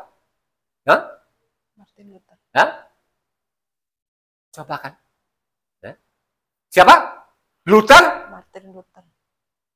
Jadi namanya Luther King dan John Calvin ini saudara. Bangkrut di situ sudah tidak ada lagi. Ya. Makanya saya mengatakan kalau orang mau saja menyelidiki kitab suci ini, membaca namanya dari Matitia sampai Wahyu, besok dia akan tinggalkan Kristen ini. Ya 1000% dia akan tinggalkan. Karena mereka ajarkan yang tidak benar, bertentangan namanya isi kitab suci dengan perkataan mereka. Namanya minggu itu tidak ada tulisan di dalamnya. Ini kan dari mulut ke mulut, dari Eropa. Bukan berdasarkan perintah Tuhan. Tidak ada tulisan di dalam ibadah hari Minggu, tidak pernah ada. Makanya mengatakan tadi sudah dinubuatkan mereka adakan namanya ibadah fasik. Mereka hempaskan namanya kebenaran. Persoalan kebenaran ini mereka tidak tahu. Pendeta-pendeta ini, dokter-dokter ini, dokter ngali-ngali ini, mereka tidak tahu apa itu kebenaran. Kalau mereka tahu saja kebenaran, mereka tidak pernah akan berani loh saudara. Loh, kampas penginjil ini kurang apa lagi? Ditulislah di dalamnya. Tuhan, kalau kami mau selamat, apa yang kami lakukan? Apa yang kau baca di sana? Apa yang tertulis di sana? Ya, coba kan itu perintah hukum Taurat. Aku datang di dunia ini bukan meniadakan Taurat. Satu titik, satu iota. Selama masih ada langit dan bumi, ya, tidak boleh namanya meniadakan satu titik, satu iota. Apakah mereka mengerti seperti ini? Tidak. Tetap saja membabi buta. Makanya kalau kau baca namanya Mazmur 50 di sana, ini juga Mazmurnya Raja Daud ini, 16-17. Tetapi kepada orang fasik, Tuhan berfirman, apakah urusanmu menyelidiki ketetapanku dan menyebut-nyebut perjanjianku dengan mulutmu, padahal engkau membenci teguran dan mengesampingkan firmanku? Coba saudara, engkau menyampingkan firmanku. Buat apa kau selidik-selidik? Tahu pun juga kau menyampingkan firmanku. Makanya kalau kita bilang hari Sabat, apa itu Sabat? Kalau kita bilang pondok Daun, apa itu pondok Daun? Padahal di dalam masih ada tulisan pondok Daun, saudara. Loh, kurang apa Pak nginjil sana kalau kau baca namanya Yohanan 7 di sana, ya, Injil Yohanan 7 di sana kan, itu mereka masih merayakan. Yesus sendiri pun masih menghadiri namanya apa? Perayaan Pondok Daun. Pondok Daun, saudara. Nah sekarang dirubah semua tadi apa Daniel ini. Tidak ada lagi perayaan namanya apanya ibadahnya hari Sabat, mereka gantikan Minggu. Coba ada namanya sana masih ditulis di situ namanya Injil Yohanan 7 di sana, ya. Itu mereka perayakan namanya Pondok Daun. Mereka gantikan namanya hari Natal, gimana sih? Ya. Yang jelas-jelas Yesua itu, ya, dia melakukan namanya apa? Pesak. Ya. Coba kan, mereka menggantikan namanya Jumat Agung. Akhirnya mereka jadikan hari Minggunya mereka Pesak. Ini ajaran siapa? Ini ajaran yang sudah dinubuatkan Daniel tadi. Mereka bikinkan ibadah namanya apa? Pasik. Akhirnya mereka menghempaskan apa namanya? Apa? Kebenaran. Ini terbukti. Gitu? Mereka merubah semua di dalam. Mereka memodifikasi sedemikian rupa isi kitab suci ini. Siapa ini yang memodifikasi ini? Itu sudah dinubuatkan tadi. Halo? Ya? Tapi ingat ya, Taurat itu diberikannya kepada siapa? Israel. Coba baca namanya. Apanya Mazmur 78 ayatnya 5-11. Telah ditetapkannya peringatan di Yakub dan hukum Taurat diberinya di Israel. Nenek moyang kita diperintahkannya untuk memperkenalkannya kepada anak-anak mereka, supaya dikenal oleh angkatan yang kemudian, supaya anak-anak yang akan lahir kelak bangun dan menceritakan kepada anak-anak mereka, supaya mereka menaruh kepercayaan kepada Tuhan dan tidak melupakan perbuatan-perbuatan Tuhan, tetapi memegang perintah-perintahnya. Dan jangan seperti nenek moyang mereka, angkatan pendurhaka dan pemberontak, angkatan yang tidak tetap hatinya dan tidak setia jiwanya kepada Tuhan. Bani Efraim, pemanah-pemanah yang bersenjata lengkap, berbalik pada hari pertempuran. Mereka tidak berpegang pada perjanjian Tuhan dan enggan hidup menurut Tauratnya. Mereka melupakan pekerjaan-pekerjaannya dan perbuatan-perbuatan yang ajaib yang telah diperlihatkannya kepada mereka. Coba saudara, Taurat itu diberikan kepada mereka. Tapi akhirnya perjalanan mereka ini, makanya disebut orang-orang fasik ini sebenarnya orang Israel itu sendiri, saudara. Khususnya bangsa-bangsa bagaimana? Bangsa-bangsa itu sudah dicatat di sana, di Mazmur juga. Mazmur 147 ayatnya 19-20. Mazmur 147 ayatnya 19-20. Perhatikan nanti ayat 20-nya. Ia memberitakan firman-Nya kepada Yakub, ketetapan-ketetapan dan hukum-hukumnya kepada Israel. Ia tidak berbuat demikian kepada segala bangsa dan hukum-hukumnya tidak mereka kenal. Coba kan, tidak demikian kepada bangsa-bangsa, mereka tidak pernah akan mau mengenal namanya hukum tuh, karena tadi Daniel sudah dinubuatkan. Mereka bikin ibadah pasik tidak sesuai namanya isi kitab suci, akhirnya mereka menghempaskan namanya apa? Kebenaran. Menghempaskan itu mereka buang itu, saudara. Itulah ajaran-ajaran Pak Pendeta sampai sekarang. Hukum Taurat itu sudah tidak berlaku. Itu ajaran mereka. Tapi kalau kita telusuri dalam isi kitab suci tidak pernah ada membuang hukum Taurat. Ini karangannya mereka. Ini ajaran mereka supaya nanti masuk dalam jebakan namanya iblis ini. Makanya dia bilang bapamu adalah iblis. Ya, dia tidak pernah melakukan kebenaran itu. Makanya kalau baca namanya Yohanan 8 ayatnya 43-44 sana, bahwa bapamu adalah namanya apa? Iblis. Ya. Yohanan 8 ayat 43-44 sangat jelas. Siapa sih yang membantah ini? Ya, baca. Apakah sebabnya kamu tidak mengerti bahasaku? Sebab kamu tidak dapat menangkap firmanku. Iblislah yang menjadi bapakmu dan kamu ingin melakukan keinginan-keinginan bapakmu. Ia adalah pembunuh manusia sejak semula dan tidak hidup dalam kebenaran, sebab di dalam dia tidak ada kebenaran. Apabila ia berkata dusta, ia berkata atas kehendaknya sendiri, sebab ia adalah pendusta dan bapa segala dusta. Coba kan, bapakmu itu tidak hidup dalam kebenaran, memang dia tidak pernah mau namanya kebenaran. Makanya tadi Daniel 7, Daniel 8 tadi, mereka bikin namanya ibadah pasik, mereka menghempaskan namanya kebenaran, sehingga pendeta-pendeta itu tidak tahu apa itu kebenarannya. Ya? Coba lihat saudara, kalau mereka tahu nggak berani aja. Ya. Ini fakta, saya bicara fakta. Ya. Coba kalau kita lihat namanya orang-orang fasik itu, orang fasik itu tidak sakit, tetap sukses segala macam, tapi bilang dengan tenang masuk dalam apa?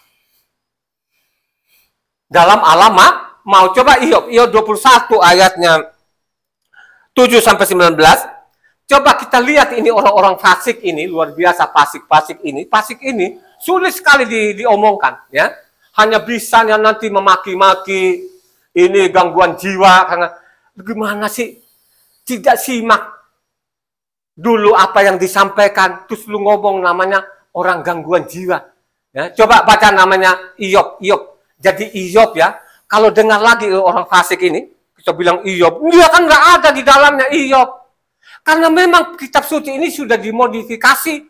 Nama orang tulisannya aslinya situ namanya Iyob. Dia bilang namanya Ayub. Gimana sih? Berbeda satu huruf saja pun pasti artinya juga berbeda. Tapi orang-orang fasik ini tetap namanya membabi buta. Jadi Iyob 21 ayatnya 7 sampai 19. Mengapa orang fasik tetap hidup, menjadi tua, bahkan menjadi bertambah-tambah kuat? Keturunan mereka tetap bersama mereka dan anak cucu diperhatikan mereka. Rumah-rumah mereka aman, tak ada ketakutan. Pentung Tuhan tidak menimpa mereka. Lembu jantan mereka memacek dan tidak gagal. Lembu betina mereka beranak dan tidak keguguran. Kanak-kanak mereka dibiarkan keluar seperti kambing domba, anak-anak mereka melompat-lompat. Mereka bernyanyi-nyanyi dengan iringan rebana dan kecapi, dan bersukaria menurut lagu seruling. Mereka menghabiskan hari-hari mereka dalam kemujuran, dan dengan tenang mereka turun ke dalam dunia orang mati. Tetapi kata mereka kepada Tuhan, pergilah dari kami tidak suka mengetahui jalan-jalan-Mu. Yang Maha Kuasa itu apa, sehingga kami harus beribadah kepadanya, dan apa manfaatnya bagi kami kalau kami memohon kepadanya? Memang kemujuran mereka tidak terletak dalam kuasa mereka sendiri. Rancangan orang fasik adalah jauh daripadaku. Betapa sering pelita orang fasik dipadamkan, kebinasaan menimpa mereka dan kesakitan dibagikan Tuhan kepada mereka dalam murkanya. Mereka menjadi seperti jerami di depan angin, seperti sekam yang diterbangkan badai. Bencana untuk dia disimpan Tuhan bagi anak-anaknya. Sebaiknya orang itu sendiri diganjar Tuhan supaya sadar. Sebaiknya matanya sendiri melihat kebinasaannya dan ia minum dari murka yang Maha Kuasa. Karena peduli apa ia dengan keluarganya sesudah ia mati bila telah habis jumlah bulannya. Cobalah saudara. Loh, orang fasik mencobai Tuhan saja pun mereka luput. Loh, sekarang kami ibadah Sabat Minggu nggak apa-apa. Biasa-biasa. Bagi dia. Tapi bagi jemaat ada berapa orang yang mati konyol, nggak karu-karuan. Ya, karena engkau tinggalkan Taurat. Akhirnya banyak orang yang mati masih muda. Ada yang kena malapetaka, celaka, dan lain sebagainya. Ya, coba kan. Mencobai Tuhan saja pun masih luput kok mereka ini. Tapi ingat baca namanya Maliaki tadi dengan benar baik. Khususnya Maliaki 4 itu. Renungkan baik-baik itu. Ajaran Maliaki itu tidak pernah suruh namanya bikin agama Kristen. Tidak pernah ada. Itu karangan-karangan mereka. Bikin namanya isi kitab suci dimodifikasi sedemikian rupa. Gitu? Coba kan? Dimodifikasi sedemikian rupa sehingga namanya Taurat itu. Karena orang-orang tidak mampu lagi melakukan Taurat. Akhirnya Bapak katanya, bapaknya dia nggak tahu namanya, dia turunkan anaknya Yesus, ya, menebus dosa mereka gitu. Sehingga ada Pak Pendeta bilang, ini namanya waktu disalib Yesus ini rancangan iblis atau rancangan Tuhan? Oh, yang namanya yang pendek-pendek sumbunya itu sudah rancangan Bapak katanya. Cobalah saudara, ya. Nanti saya akan bawa nanti ke depan nanti minggu depan itu. Benar nggak? Pengorbanannya Yesus disalib itu rancangan Tuhan atau rancangan iblis? Nah, penelitian saya itu 100% rancangan iblis. Jadi penyaliban itu, menurut catatan saya, ya, itu rancangan iblis. Ya. Jadi ingat ya, rancangan iblis bukan rancangan Tuhan. Tidak mungkin Tuhan menyuruh itu membunuh anaknya. Suruh membunuh anaknya untuk namanya menyelamatkan orang. Tidak pernah ada. Ya. Yang benar itu rancangan iblis. Makanya saya sudah tadi saya angkat namanya Matitia 23 sana ayat 33 sana, hai kamu pembunuh-pembunuh, hai kamu keturunan ular beludek, ya. Siapa sih yang kamu tidak bunuh? Ya. Dari Habel itu orang benar kamu bunuh, ya. Jadi rancangan itu, penyalipan itu rancangan iblis. Ada data saya, ada pasal, ada ayatnya. Nanti minggu depan saya akan sampaikan, ya. Jadi kembali lagi tadi, sudah kita jelap namanya Iyo. Makanya kalau kita baca ini juga pun zaman Raja Daud ini, kalau kita baca namanya 1 Tawarik, 2 Tawarik 16 ayat 9, 2 Tawarik 16 ayat 9, tertuju kepada orang-orang yang benar-benar namanya apa? Bersungguh hati. Hukum Taurat itu, baca. Karena mata Yahweh menjelajah seluruh bumi, untuk melimpahkan kekuatannya kepada mereka yang bersungguh hati terhadap Dia. Dalam hal ini, engkau telah berlaku bodoh, oleh sebab itu mulai sekarang ini engkau akan mengalami peperangan. Coba kan, ini kan zaman Asain. Ya. Tertuju kepada, mata Tuhan itu tertuju kepada orang-orang yang ikut namanya perintah-perintah Tuhan, saudara. Ya. Kau bodoh ini. Ya. Sebenarnya Raja Asa itu raja benar, ya. Coba kan, makanya Raja Asa itu pada waktu dia tolak namanya nasihat, namanya nabi-nabi, akhirnya apanya Raja Asa dia mati karena apa? Karena penyakit kanker tulang, ya.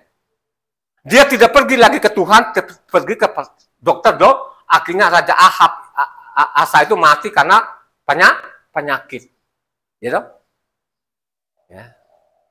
Jadi itulah namanya tertuju kepada orang-orang yang memperhatikan hukum Taurat. Makanya saya ini 25 tahun. Saya teliti. Tuhan bertanggung jawab, dia bertanggung jawab. Gitu? Aku tinggalkan, aku tidak urus lagi dulu usahaku. Apakah saya tidak urus, saya tidak makan? Makan berlimpah-limpah. Ya? Coba kan. Terus tahun 2000 dibangun lagi usahaku, dibangun lagi. Dapat uang, dapat, ya. Coba kan, beli mobil Pajero itu bukan pakai kertas, pakai uang. Ya. Dia bertanggung jawab. Tuhan bertanggung jawab. Isi perutmu, kesehatanmu, khususnya kesehatanmu sangat bertanggung jawab. Ya seperti saya ini 25 tahun, coba umurku sudah 70 tahun. Ya. Dulunya sakit-sakitan, segala macam. Dokter lagi, obat lagi, dokter lagi, obat lagi, segala macam. Sesudah saya kembali kepada hukumnya Tuhan. Artinya, apa? Pada waktu saya berseru, misalnya saya sakit, saya berdoa, sembuh nggak? Sembuh total. Tidak pakai dokter, tidak pakai namanya. Oh, saya tidak anti dokter. Dokter itu benar-benar. Tapi saya punya Tuhan. Dia adalah dokter di atas dokter. Amin. Dia piara nggak, dia bertanggung jawab nggak hidupku, dia bertanggung jawab. Mata Tuhan tertuju kepadaku. Kenapa tertuju kepadaku? Karena setiap hari saya mempelajari kitab suci. Saya ajak istri saya, anak saya, supaya kembali kepada hukum Tuhan. Disitulah Tuhan bertanggung jawab. Amin. Dicatat kita di situ. Ada kitab dicatat, pada suatu saat nanti akan dibuka. Apa yang kau lakukan nanti dibuka, ya. Karena hakim kita bukan hakim manusia lagi. Dia adalah Yahweh, adalah hakim itu sendiri. Amin. Dia akan hukum orang sesuai namanya perbuatannya. Amin. Kalau kita baca namanya Kisah Para 10 ayat 35, ya. Kisah Para Rasul 10 ayat 35. Dapat? Setiap orang dari bangsa manapun yang takut akan Dia dan yang mengamalkan kebenaran berkenan kepadanya. Siapa saja bangsa mana, orang manapun yang kembali kepada hukumnya Tuhan, yang mencintai namanya hukum-hukum Tuhan, bahwa hukum Tuhan atau namanya Taurat itu sempurna itu, ya, berkenan kepada Tuhan. Amin. Dia berkenan kepada Tuhan. Ini janjinya. Ya. Coba kan. Akhirnya kalau kita baca tadi, ini dari Daud itu sampai kepada namanya Yeremia. Zaman Yeremia hancur-hancur enggak? Ya? Ya? Ya. Coba kan. Makanya kalau kita baca namanya Yeremia 23, ayatnya 13 sampai 15 di situ, ya. Di kalangan Ini dari Daud ini dari generasi ke generasi sampai Yeremia. Jadi zaman Daud ini kembali yang benar supaya orang kembali ke hukum Taurat karena Taurat itu sempurna, lebih manis dari madu, lebih murni dari emas. Ini zaman Daud. Tapi sesudah itu dari Daud, dari generasi ke generasi sampai kepada namanya Yeremia, ini makin parah. Jadi zaman Yeremia ini memperingatkan orang Israel selama 23 tahun, mereka tetap tidak hiraukan. Kita baca namanya Yeremia 23 ayatnya 13 sampai 15. Di kalangan para nabi Samaria aku melihat ada yang kurang pantas. Mereka bernubuat demi Baal dan menyesatkan umatku Israel. Tetapi di kalangan para nabi Yerusalem aku melihat ada yang mengerikan. Mereka berzina dan berkelakuan tidak jujur. Mereka menguatkan hati orang-orang yang berbuat jahat sehingga tidak seorang pun yang bertobat dari kejahatannya. Semuanya mereka telah menjadi seperti Sodom bagiku dan penduduknya seperti Gomora. Sebab itu beginilah firman Yahweh semesta alam mengenai para nabi itu, sesungguhnya aku akan memberi mereka makan ipuh dan minum racun, sebab dari para nabi Israel telah meluas kefasikan ke seluruh negeri. Coba lihat saudara, kefasikan menjadi-jadi, mendingan racunin saja ini manusia-manusia fasik ini saudara, racunin saja biar mereka mati ini. Kenapa kata-kata itu keluar? Karena zaman Yeremia ini, dari namanya Yosia sampai Raja Sedekia ini, diperingatkan. Tetap saja mereka bandel. Mereka tangkap namanya Yeremia, mereka buang ke sumur, saudara. Mereka siksa, mereka hajar, saudara. Ya. Supaya orang-orang kembali kepada Taurat. Ada juga nabi-nabi itu, nabi-nabi palsu. Makanya saya akan menghukum mereka, kasih racun saja kepada mereka ini. Halo, ya, coba kan. Makanya saya mengatakan ini memang zaman dulu. Itu ada zaman dulu ini. Ada namanya Nabi Kagai, Nabi Zakaria, namanya Maliake, Daniel, maupun surat-surat. Di surat-surat sana ada namanya Bupati benar, ya, luar biasa benarnya, ya. Namanya Raja siapa? Bupati siapa? Nehemia 1 ayat 8-9 baca, ya. Jadi ada di situ dia menangis. Kenapa dia menangis? Karena ini bangsa Israel meninggalkan hukum. Kenapa sih dibuang pada waktu itu? Mereka sadar bahwa pemimpin-pemimpinnya ini sudah fasik. Coba baca namanya Nehemia 1 ayat 8-9. Ingatlah akan firman yang kau pesankan kepada Mose hambamu itu, yakni bila kamu berubah setia, kamu akan kucerai-beraikan di antara bangsa-bangsa. Tetapi bila kamu berbalik kepadaku dan tetap mengikuti perintah-perintahku serta melakukannya, maka sekalipun orang-orang buangan ada di ujung langit, akan kukumpulkan mereka kembali dan kubawa ke tempat yang telah kupilih untuk membuat namaku diam di sana. Coba kan. Kalau engkau benar hari ini, kau dengarkan sampai kau kembali hari ini, kau terima upahmu pada waktu zaman. Yakin itu. Loh, dia katakan itu memang pada waktu itu memang namanya. Tapi masih untung dia namanya Nehemia ini termasuk namanya pelayan raja loh saudara. Ada di istana. Tidak sama yang di luar sana, di luar istana. Saudara, bagaimana susahnya mereka dalam pembuangan itu. Coba. Ini namanya akhirnya dia diangkat menjadi bupati. Makanya saya mengatakan, marilah kau baca namanya Nehemia 9. Ya. Kemarin sudah saya sampaikan khotbah yang lalu, baca namanya surat-surat ini karena Nehemia termasuk surat-surat, bukan kitab para nabi. Ya. Nehemia itu seorang bupati, bacalah namanya Nehemia 9. Ya. Pada waktu terakhir mereka tanda tangan di atas semeterai. Tapi apa?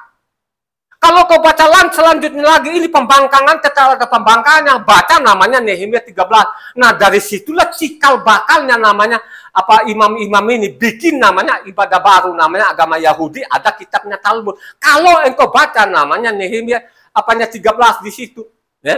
Bagaimana mereka membangkang di situ, ya. Coba kan orang-orang Amon itu masukin di dalam pelayanan itu, saudara. Padahal namanya Amon itu apa? Kutuk. Tidak boleh namanya masuk jemaah mereka sampai selama-lamanya. Kenapa dikutuk ini Amon ini? Amon itu satu keturunan dengan apa? Abraham. Ini namanya Amon ini bapaknya mereka bernama siapa? Lot. Lot itu punya bapak namanya Haran. Haran itu adik kandungnya namanya apa? Abraham. Jadi 3 bersaudara sana, ada namanya Abraham, ada namanya apa? Haran. Hah? Haran. Apa? Haran tadi ini, ya? Nahor. Jadi ada 3 namanya Abraham, Nahor, dan apa? Haran. Haran, saudara, ya. Bukan Aram ya, jadi dia namanya Haran, ya. Adek kandungnya namanya Abraham ini. Nah, Haran inilah punya anak namanya Lot ini, ya. Lot itu punya anak namanya apa? Amon dan Moab. Jadi ini bangsa ini dikutuk. Kenapa dikutuk? Karena mereka menghadang orang Israel pada waktu dalam perjalanan menuju tanah Kanaan. Kalau kau baca namanya bilangan 25 di sana, ya. Mereka mengupah namanya apa? Mengupah Beliam ini, ya. Artinya dari ayat 24 sampai 25 sana, mengupah Beliam ini untuk mengupah apa? Mengutuk Israel. Ya. Coba lihat saudara. Ya. Jadi mereka dikutuk, tidak boleh masuk di jemaah saudara. Ya. Ini sangat jelas. Ya. Makanya baca bilang Daniel 9 itu harus kamu baca. Bagaimana Daniel menangis kepada Tuhan. Karena ulah-ulahnya pemimpin mereka akan dibuang ke Babel. Begitu juga lah namanya Nehemia 9 itu. Bacalah. Tapi mereka membangkang. Kapan mereka membangkang ini? Imam-imam ini. Baca namanya Nehemia 13. Dari situlah cikal bakalnya dosanya makin menumpuk. Akhirnya bikin namanya ibadah baru. Namanya agama Yahudi. Ya. Apa? Agama Yahudi. Ya. Ada kitabnya Talmud. Makanya perlu sekali pendengar ini baca namanya apa? Baca namanya Matitia 23 dengan lengkap, ya. Kalau kau baca namanya Matitia 23 ayatnya 15 di sana, ya. Ini zaman itu. Jadi mereka dikecam ini namanya bikin agama baru ini keturunan ular beluga penjahat ini. Kenapa disebut mereka penjahat, keturunan ular beluga, celakalah kamu? Karena ini tadi bikin ibadah baru, ada kitab tandingannya Taurat ini Talmud. Sedangkan kitab Taurat itu mereka tinggalkan. Coba kalau kita baca namanya Matitia 23 ayat 15 di sana. Ya. Celakalah kamu, hai ahli-ahli Taurat dan orang-orang Farisi, hai kamu orang-orang munafik. Sebab kamu mengarungi lautan dan menjelajah daratan untuk mentobatkan satu orang saja, menjadi penganut agamamu, dan sesudah ia bertobat, kamu menjadikan dia orang neraka yang 2 kali lebih jahat daripada kamu sendiri. Coba kan, kamu menolak menjadi pengikut agamamu, akhirnya dia lebih jahat dari kita lihat aja orang Kristen itu ngurusin agama lain, sedangkan agamanya sendiri dia tidak pelajari. Akhirnya apa? Mengecam-ngecam, ya? Menyamakan agamanya dia dengan apanya Islam ini, akhirnya apa? Masuk penjara, ya. Padahal ajaran Kristen itu menyimpang. Kenapa saya menyimpang? Tidak ada tulisannya namanya ibadah minggu, tidak ada namanya tulisan namanya hari Natal. Mereka paksakan kepada orang, tinggalkan namanya perintah Tuhan. Ini kan jahat namanya, ya. Makanya saya mengatakan zaman Daniel pasal 9, sana baca. Bagaimana mereka menyimpang ini, ya. Tapi apa daya kan? Ya, tetap saja mereka menyimpang sampai zaman Yosua. Ya. Jadi ingat ya, memperingatkan orang-orang Israel zaman Yosua itu. Coba kalau kita baca namanya Matitia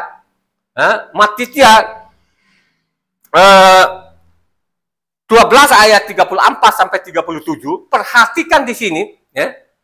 Dengan mulutmu akan dibenarkan, dengan mulutmu juga akan dihukum. Perhatikan ini, ya.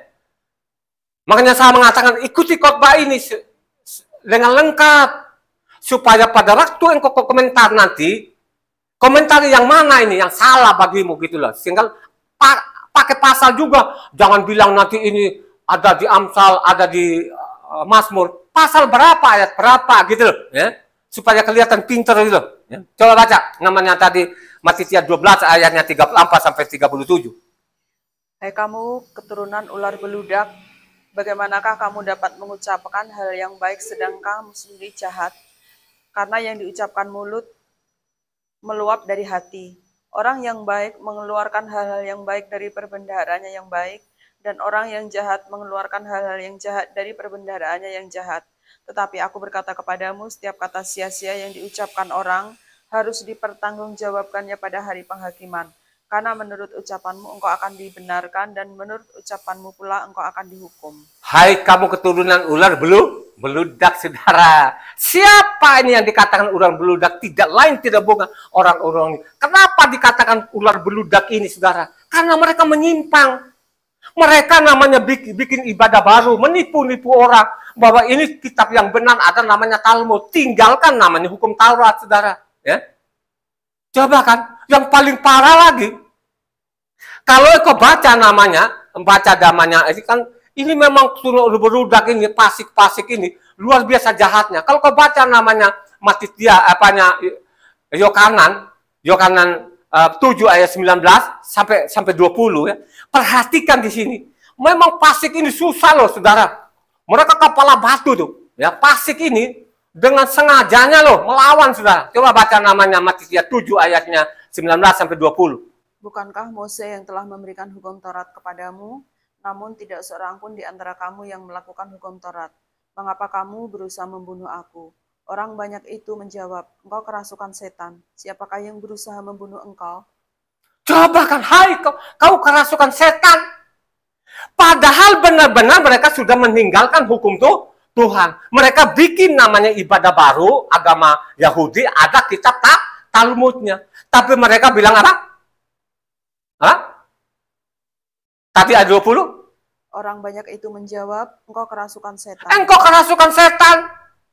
Siapa yang membunuh engkau? Coba lihat, saudara, rancangan siapa? Membunuh dia, rancangan iblis. Amin? Amin. Coba kan, saudara, ya? Makanya saya sadar kalau dibilang saya gangguan jiwa segala macam, ya.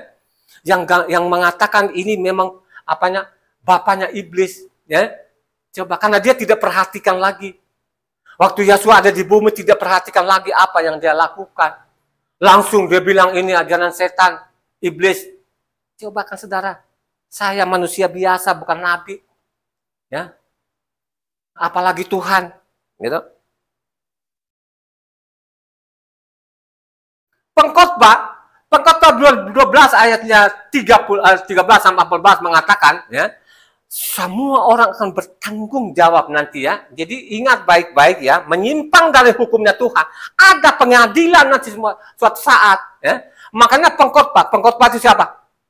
Pengkhotbah itu siapa namanya? Salomo, ya. Pengkhotbah 12 ayatnya 13 sampai 14 mengatakan di situ, ya. Ini bukan soal ancaman, memperingatkan kepada manusia ini, ya.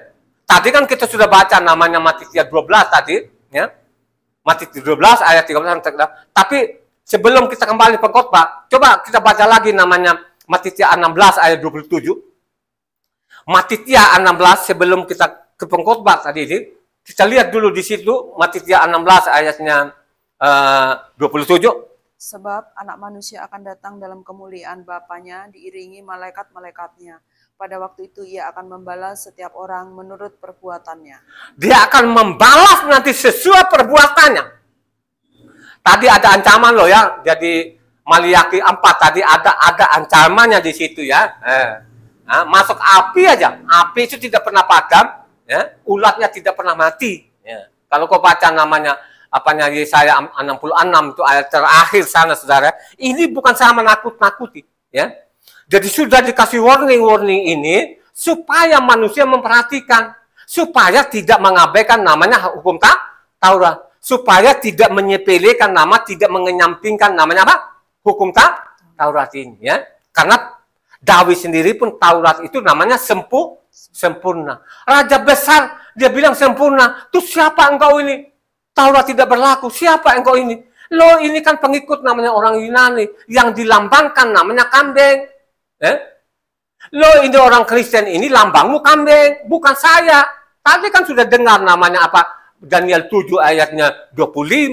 Maupun namanya Daniel pasal 8 ayatnya 12. Bagaimana mereka bikin ibadah pasik. Mereka menghempaskan namanya kebenaran. Siapa yang membantah di sini? You know? Coba. Jadi pengkhotbah 12 ayatnya 13 sampai 14. Akhir kata dari segala yang didengar ialah takutlah akan Tuhan dan berpeganglah pada perintah-perintahnya, karena ini adalah kewajiban setiap orang. Karena Tuhan akan membawa setiap perbuatannya ke pengadilan yang berlaku atas segala sesuatu yang tersembunyi, entah itu baik, entah itu jahat. Wajib namanya apa? Berpegang apa? Perintah tuh? Perintah Tuhan apa? Maksudnya apa? Taurat. Berpeganglah, tahu wajib. Dikasih wajib di situ loh saudara. Terus didatanglah ajaran Kristen ujuk-ujuk begitu kan. Oh, hukum Taurat sudah tidak relevan lagi. Ingat tadi ya, ada ancamannya di situ Maliaki 14, Maliaki 3, Maliaki 4 ya. Ada di situ, baca dengan baik-baik ya. Di situ tidak pernah memerintahkan ada agama baru, ya, apalagi namanya agama yang dari Yunani, yang musuhnya Tuhan. Kita lihat nanti bahwa benar-benar Yunani itu, ya, dianggap Yunani itu seperti anjing, ya. Jadi Yunani itu seperti anjing loh saudara, bukan saya ikuti khotbah ini sampai tuntas supaya yang bangga, oh saya bangga jadi orang Kristen. Mana pasal berapa, ayat berapa ada agama Kristen? Paling-paling sudah saya tahu, paling-paling dia baca nanti namanya Kisah Para 11 ayat 26 ya.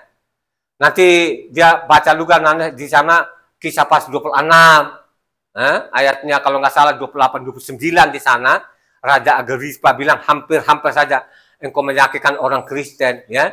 Dari situlah seolah-olah ada agama Kristen. Tapi kalau kita baca namanya Kisah Para 21 ya, maupun Kisah Para 24 tidak demikian.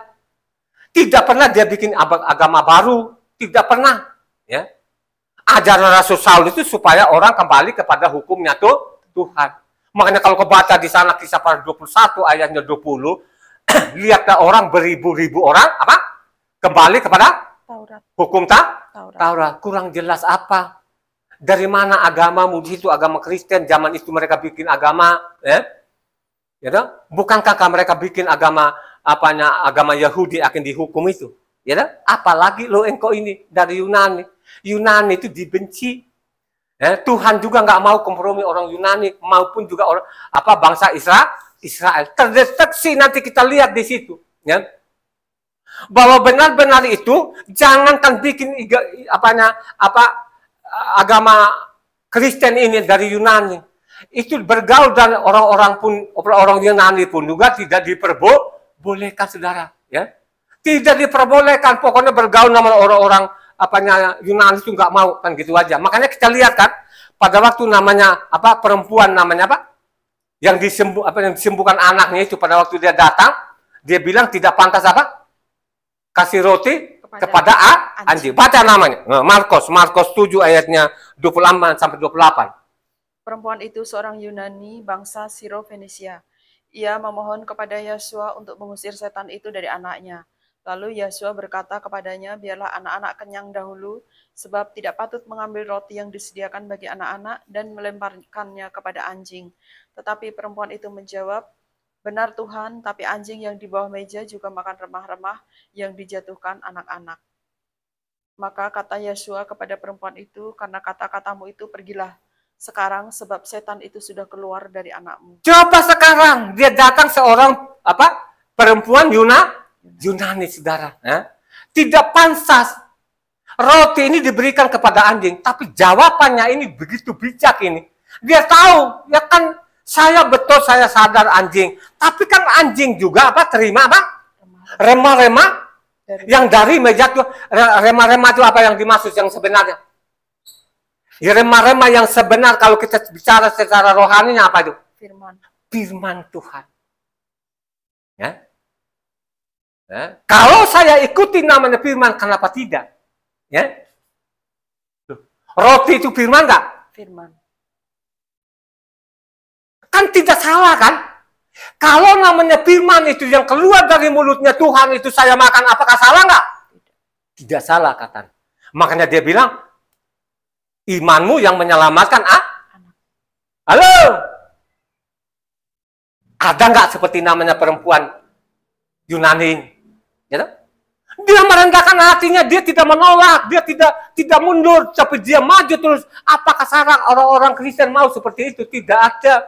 Ya, coba kan? Bagaimana namanya firman Tuhan tadi namanya terang bangsa-bangsa, mereka bilang suruh buang. Gimana? Loh, perkataannya Tuhan sendiri namanya Yesaya, namanya 51 ayat 4 sana, ya. Yang keluar itu dari mulutku, hukumku, terang bangsa-bangsa. Nah, kalau orang-orang sekarang hadang kita supaya tidak kembali kepada Taurat, berarti kita masuk dalam artinya kita kembali zaman batu. Amin. Lu begitu loh ajarannya di dalamnya. Ya. Coba lihat saudara. Mari kita lihat di sini.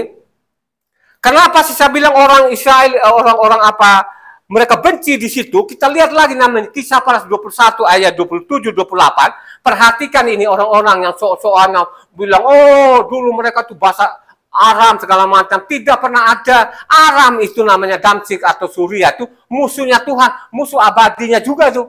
Kan gitu loh. Mereka mengerti bahasa Aram, tapi mereka tetap bahasa namanya Ibrani, bahasa Yahuda yang mereka pakai sampai saat ini. Ya. Baca namanya tadi Kisah Para 21 ayatnya 27 sampai 28. Ketika masa 7 hari itu sudah hampir berakhir, orang-orang Yahudi yang datang dari Asia melihat Saul di dalam bait Tuhan, lalu mereka menghasut rakyat dan menangkap dia sambil berteriak, "Hai orang-orang Israel, tolong. Inilah orang yang di mana-mana mengajar semua orang untuk menentang bangsa kita dan menentang hukum Taurat dan tempat ini. Dan sekarang ia membawa orang-orang Yunani pula ke dalam bait Tuhan dan menajiskan tempat suci ini." Coba kan, ini kan Trofimus, saudara. Trofimus ini orang-orang Yunani. Dia bawa lagi itu menajiskan namanya bait suci. Jadi mereka benci benar-benar orang Yunani, saudara. Apalagi kalau mereka bangsa apa? Ada lagi namanya agama dari Yunani. Mungkin namanya Rasul Saul ini sudah disate-sate. Coba lihat saudara. Sudah disate lah saudara. Ya. Sudah disate. Makanya saya mengatakan, jangankan lo ini bahasa saja pun orang berbahasa Yunani sendiri pun dikucilkan, apalagi bikin namanya ibadah baru lagi. Karena memang di dalamnya tidak pernah ada ibadah baru. Coba kita lihat lagi pada waktu orang yang berbahasa Yunani. Tadi kan orang Yunani kan tidak boleh masuk di situ. Mereka anggap si orang-orang najis yang tidak dipantas lah. Itu namanya orang-orang Yunani itu bangsa anjing itu kan katanya mereka kan. Ya, coba kan dia bilang kan tidak pantas lah anjing diberikan roti itu. Ya, ini perempuan Samaria loh saudara. Ya, Yunani katanya. Nah, kita lihat lagi. Kalau ada yang berbahasa Yunani itu, jangankan agama, ini agama baru lagi, ini agama Yahudi saja pun Tuhan marah sekali, apalagi nama agama Kristen. Ya. Kita lihat saja lagi nanti ya, Kisah Para 6 ayat 1. Ya. Kita lihat nanti yang berbahasa Yunani kayak apa di situ. Akhirnya mereka diabaikan katanya di situ. Baca. Pada masa itu ketika jumlah murid makin bertambah, timbullah sungut-sungut di antara orang-orang Yahudi yang berbahasa Yunani terhadap orang-orang Ibrani. Coba kan? Karena pembagian kepada janda-janda mereka diabaikan dalam pelayanan sehari-hari. Diabaikan katanya karena gara-gara orang Yahudi yang berbahasa Yunani. Apalagi kalau namanya Yunani asli, namanya Trofimus tadi itu kan kita baca sudah janakan dari Kisah Para 21 tadi ayat 27 sampai 28 sana. Yang dimaksud orang Yunani Trofimus. Dia bawa orang-orang najis lagi menajiskan namanya tempat kita ini. Jadi ada kebenciannya pada waktu itu terhadap orang Yunani ini, ya. Karena orang Yunani itu penjajah, termasuk juga Roma ini penjajah, saudara. Jadi tidak ada kompromi pada waktu itu, apalagi namanya ajaran baru lagi. Ajaran baru itu baca namanya Kisah Para dengan lengkap, ya. Khususnya namanya Kisah Para 24 di sana. Dia menyangkal Tuhan bahwa dia tidak pernah namanya bersalah kepada Taurat, apalagi bikin agama baru. Bukankah Rasul Saulus itu punya agama? Agamanya namanya agama Yahudi. Kitabnya dulu Talmud. Akhirnya dia sadar itu, dia tinggalkan namanya agama barunya, agama Yahudinya, dia tinggalkan Talmudnya. Rasul Saul mengajak orang supaya kembali kepada hukum Tuhan. Ya. Makanya kita lihat kan di situ Kisah Para 20 ayat 21 ayat 20, tapi baca lengkap di bawah semestinya. Coba baca. Supaya orang ini sadar betul loh ya.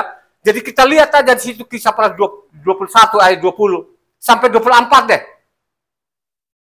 Mendengar itu mereka memuliakan Tuhan, lalu mereka berkata kepada Saul, "Saudara, lihatlah, beribu-ribu orang Yahudi telah menjadi percaya dan mereka semua rajin memelihara hukum Taurat. Tetapi mereka mendengar tentang engkau bahwa engkau mengajar semua orang Yahudi yang tinggal di antara bangsa-bangsa lain untuk melepaskan hukum Mose. Sebab engkau mengatakan supaya mereka jangan menyunatkan anak-anaknya dan jangan hidup menurut adat istiadat kita. Jadi bagaimana sekarang? Tentu mereka akan mendengar bahwa engkau telah datang kemari. Sebab itu lakukanlah apa yang kami katakan ini. Di antara kami ada 4 orang yang bernazar. Bawalah mereka bersama-sama dengan engkau, lakukanlah pentahiran dirimu bersama-sama dengan mereka, dan tanggunglah biaya mereka, sehingga mereka dapat mencukurkan rambutnya.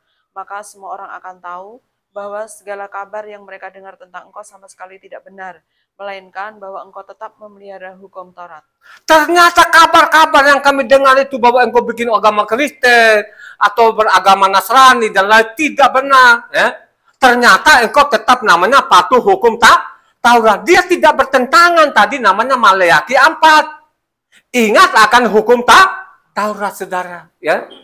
Dia tidak bertentangan karena memang ajaran itu tidak boleh namanya ada agama baru. Karena sudah tahu mereka Israel Utara ini bikin agama baru, akhirnya mereka dihabisi, gitu loh kan? Tahu, sadar pada waktu itu. Jadi kabar yang kami dengar selama ini bahwa engkau bikin ibadah baru lagi, ternyata tidak benar. Ternyata engkau patuh kepada hukum Taurat. Siapa yang membantah ini? Ya? Ada lagi namanya ajaran-ajaran namanya Bambang Nursena itu. Oh, dia pakai bahasa Aram. Gara-gara dia mengatakan Eli lama Sabaktani. Ingat baik-baik ya. Kalau kita baca keempat penginjil itu, pada waktu disalib, semua orang-orang kabur. Jadi saya yakin itu bukan namanya Eli Sabaktani, tapi saya jawaban Elohim. Karena Tuhan yang mereka nama gelarnya Elohim, you know? Karena kenapa saya mengatakan bacalah keempat penginjil ini? Pada waktu namanya Yesua mau disalib, akhirnya murid-muridnya ada di situ nggak? Hah? Kabur. Ya. Jadi itulah sekarang dengan Eli lama Sabaktani, dia bilang, oh Yesus pakai bahasa Arab, penipu. Ya. Tidak diketemukan di dalam mereka pakai bahasa. Yesua itu kira-kira dia bisa bahasa Arab nggak? Bisa. Yesua itu bisa bahasa Indonesia nggak? Bisa. Kenapa dia bisa? Dia Tuhan. Karena dia adalah Tuhan yang maha kuasa. Dia adalah Yahweh itu sendiri. Amin. Ya. Tapi orang-orang Israel bergaul saja pun mereka tidak boleh. Ya. Karena tahu ini namanya Aram ini, ya, yang berkedudukan namanya di Damsyik atau Damaskus ini, Suria ini, itu musuhnya Tuhan. Ya, no? Musuh kebuyutan orang Israel itu nggak pernah damai-damai, dia perang terus-menerus itu. Ya. Coba kan, sampai namanya Aram itu akan terhapus katanya. Ya. Coba kan, sampai nanti akan dijajah, sampai akan kosong di sana. Karena zaman namanya Yunani, zaman Roma kan namanya Damsyik sudah selesai, zaman penjajahan. Ya. Makanya saya peringatkan engkau, coba saya tantang sama mereka itu, bahwa Tuhan itu tidak pernah berbahasa Arab, sekalipun dia tahu bahasa Arab, tapi dia tetap bahasa apa? Ibrani. Mari kau baca, Kisah Para 21 ayat 40. Kisah Para Rasul 21 ayat 40. Sesudah Saul diperbolehkan oleh kepala pasukan, pergilah ia berdiri di tangga dan memberi isyarat dengan tangannya kepada rakyat. Itu, ketika suasana sudah tenang, mulailah ia berbicara kepada mereka dalam bahasa Ifrim, katanya. Coba, dia berbahasa apa? Ifrim. Ibrani. Baca namanya apanya, Kisah Para 22. Makanya pada waktu namanya mendengar dia pakai bahasa Ibrani, mereka tenang. Jadi kelihatan sekali di sini. Makanya saya lawan, oh Yesus katanya dia pakai bahasa Arab. Coba kan, oh orang-orang Yunani itu pilihan Tuhan, musuhnya Tuhan. Dia yang merusak namanya tatanan Tuhan. Ya. Dia merusak tatanan itu. Siapa yang membantah tadi Daniel 7 maupun Daniel 8 itu? Ya. Baca namanya Kisah 22 ayatnya 1-2. Hai saudara-saudara dan bapak-bapak, dengarkanlah apa yang hendak kukatakan kepadamu sebagai pembelaan diri. Ketika orang banyak itu mendengar ia berbicara dalam bahasa Ifrim, maka tenanglah mereka. Ia berkata, Coba kan, pada waktu dia berbicara pakai bahasa Israel atau bahasa Ibrani tadi, mereka makin tenang. Coba kan, kelihatan kan, pada waktu dia berbicara pakai bahasa Ibrani, mereka tenang, saudara. Coba kalau pada waktu itu dia pakai bahasa apa? Yunani, ya, dilemparin batu nggak? Pada waktu mereka dengar dia pakai bahasa Ibrani, mereka makin tenang. Kelihatan di sini, saudara. Mereka itu tidak bergaul dengan bahasa Yunani, orang Yunani maupun bahasa. Mereka tetap pakai bahasa Yahuda, bahasa aslinya mereka. Makanya supaya engkau ini mengerti, saya bilang, bacalah Nehemia itu. Nehemia 13 itu dibaca lengkap. Bagaimana tingkah lakunya imam-imam itu, sampai-sampai mereka tidak bisa bahasa apa? Ibrani. Pada waktu mereka tidak bahasa Ibrani, namanya Nehemia marah sekali.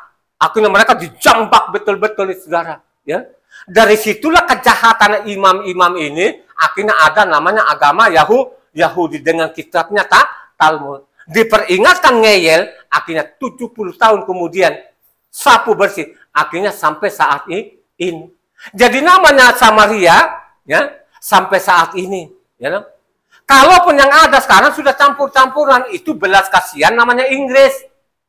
Pada waktu Perang Dunia Pertama, Kedua, mereka pulang ini sampai sekarang. Apakah sekarang sudah dipulihkan nggak pemahaman dia? Belum.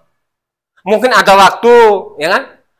Diberi kesempatan kita ini supaya kita pelajari kitab suci dengan penuhnya bangsa-bangsa lain. Akhirnya orang Israel diselamatkan seluruhnya. Amin. Amin. Lu kan sudah baca namanya Roma, ulang-ulang melulu, Roma 11 ayat 25 di sana. Ya. Lanjut, kita lihat lagi di situ bahwa Tuhan Yesus dia tidak pakai bahasa Aram dan juga tidak pakai bahasa Yunani, dia tidak pakai bahasa Roma, tapi dia pakai bahasa Ibrani. Baca namanya apanya tadi, Kisah 26 ayatnya 14. Kami semua rebah ke tanah dan aku mendengar suatu suara yang mengatakan kepadaku dalam bahasa Ibrani, Saul, Saul, mengapa engkau menganiaya aku? Sukar bagimu menendang ke galah rangsang. Coba deh, saya tantang itu yang namanya, dia pakai bahasa Aram. Di situ tidak pakai bahasa Arab, dia pakai bahasa Yahuda yang sampai saat ini pun, sekalipun mereka pembuangan, tetap mereka piara namanya pakai bahasa apa? Ibrani sampai detik ini. Ya, mereka tidak pernah pakai bahasa Aram. Sebagaimana bahasa Aram sampai saat ini pun namanya orang Suriah, ya, tidak pernah berdamai, saudara. Ya. Makanya kalau kau baca namanya dua raja-raja 16 sana itu, zaman Raja Ahaz itu, bagaimana nanti kemudian hari itu namanya Samaria maupun Damsis itu akan dibersihkan, saudara. Baca namanya apanya dua raja-raja 16 itu. Siapa sih dua raja-raja 16? Dia adalah namanya Raja Ahaz itu. Yang jahatnya, luar biasa jahatnya. Yang korbankan anaknya. Coba, saudara. Dia raja jahat. Tapi dia punya anak, namanya Hizkiel, raja benar. Hizkiel punya anak lagi bernama Manase, tapi dia juga raja jahat, saudara. Ya. Manase itu punya cucu, namanya raja siapa? Yosia raja benar nggak? Benar. Nah, sampai Yosia dan sampai saat ini, ya, dari anak-anaknya Yosia itu, anak yang paling terakhir namanya Sedekia, tidak ada lagi berbentuk kerajaan dan sampai detik ini. Amin. Kenapa seperti itu? Karena mereka meninggalkan hukum Tuhan, tidak mengenal nama Yahweh Labib. Tapi ingat baik-baik, mereka itu ada janji, ya. Janjinya mereka di mana? Bacalah namanya Yeremia 31 yang digoreng sedemikian rupa oleh Kristen seolah-olah zaman itu perjanjian baru. Coba, saudara, ya. Jadi antara perjanjian baru Tuhan dengan Kristen berbeda.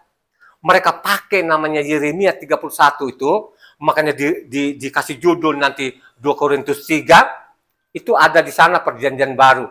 Maupun Ibrani 8, itu dikasih judul ada namanya perjanjian baru.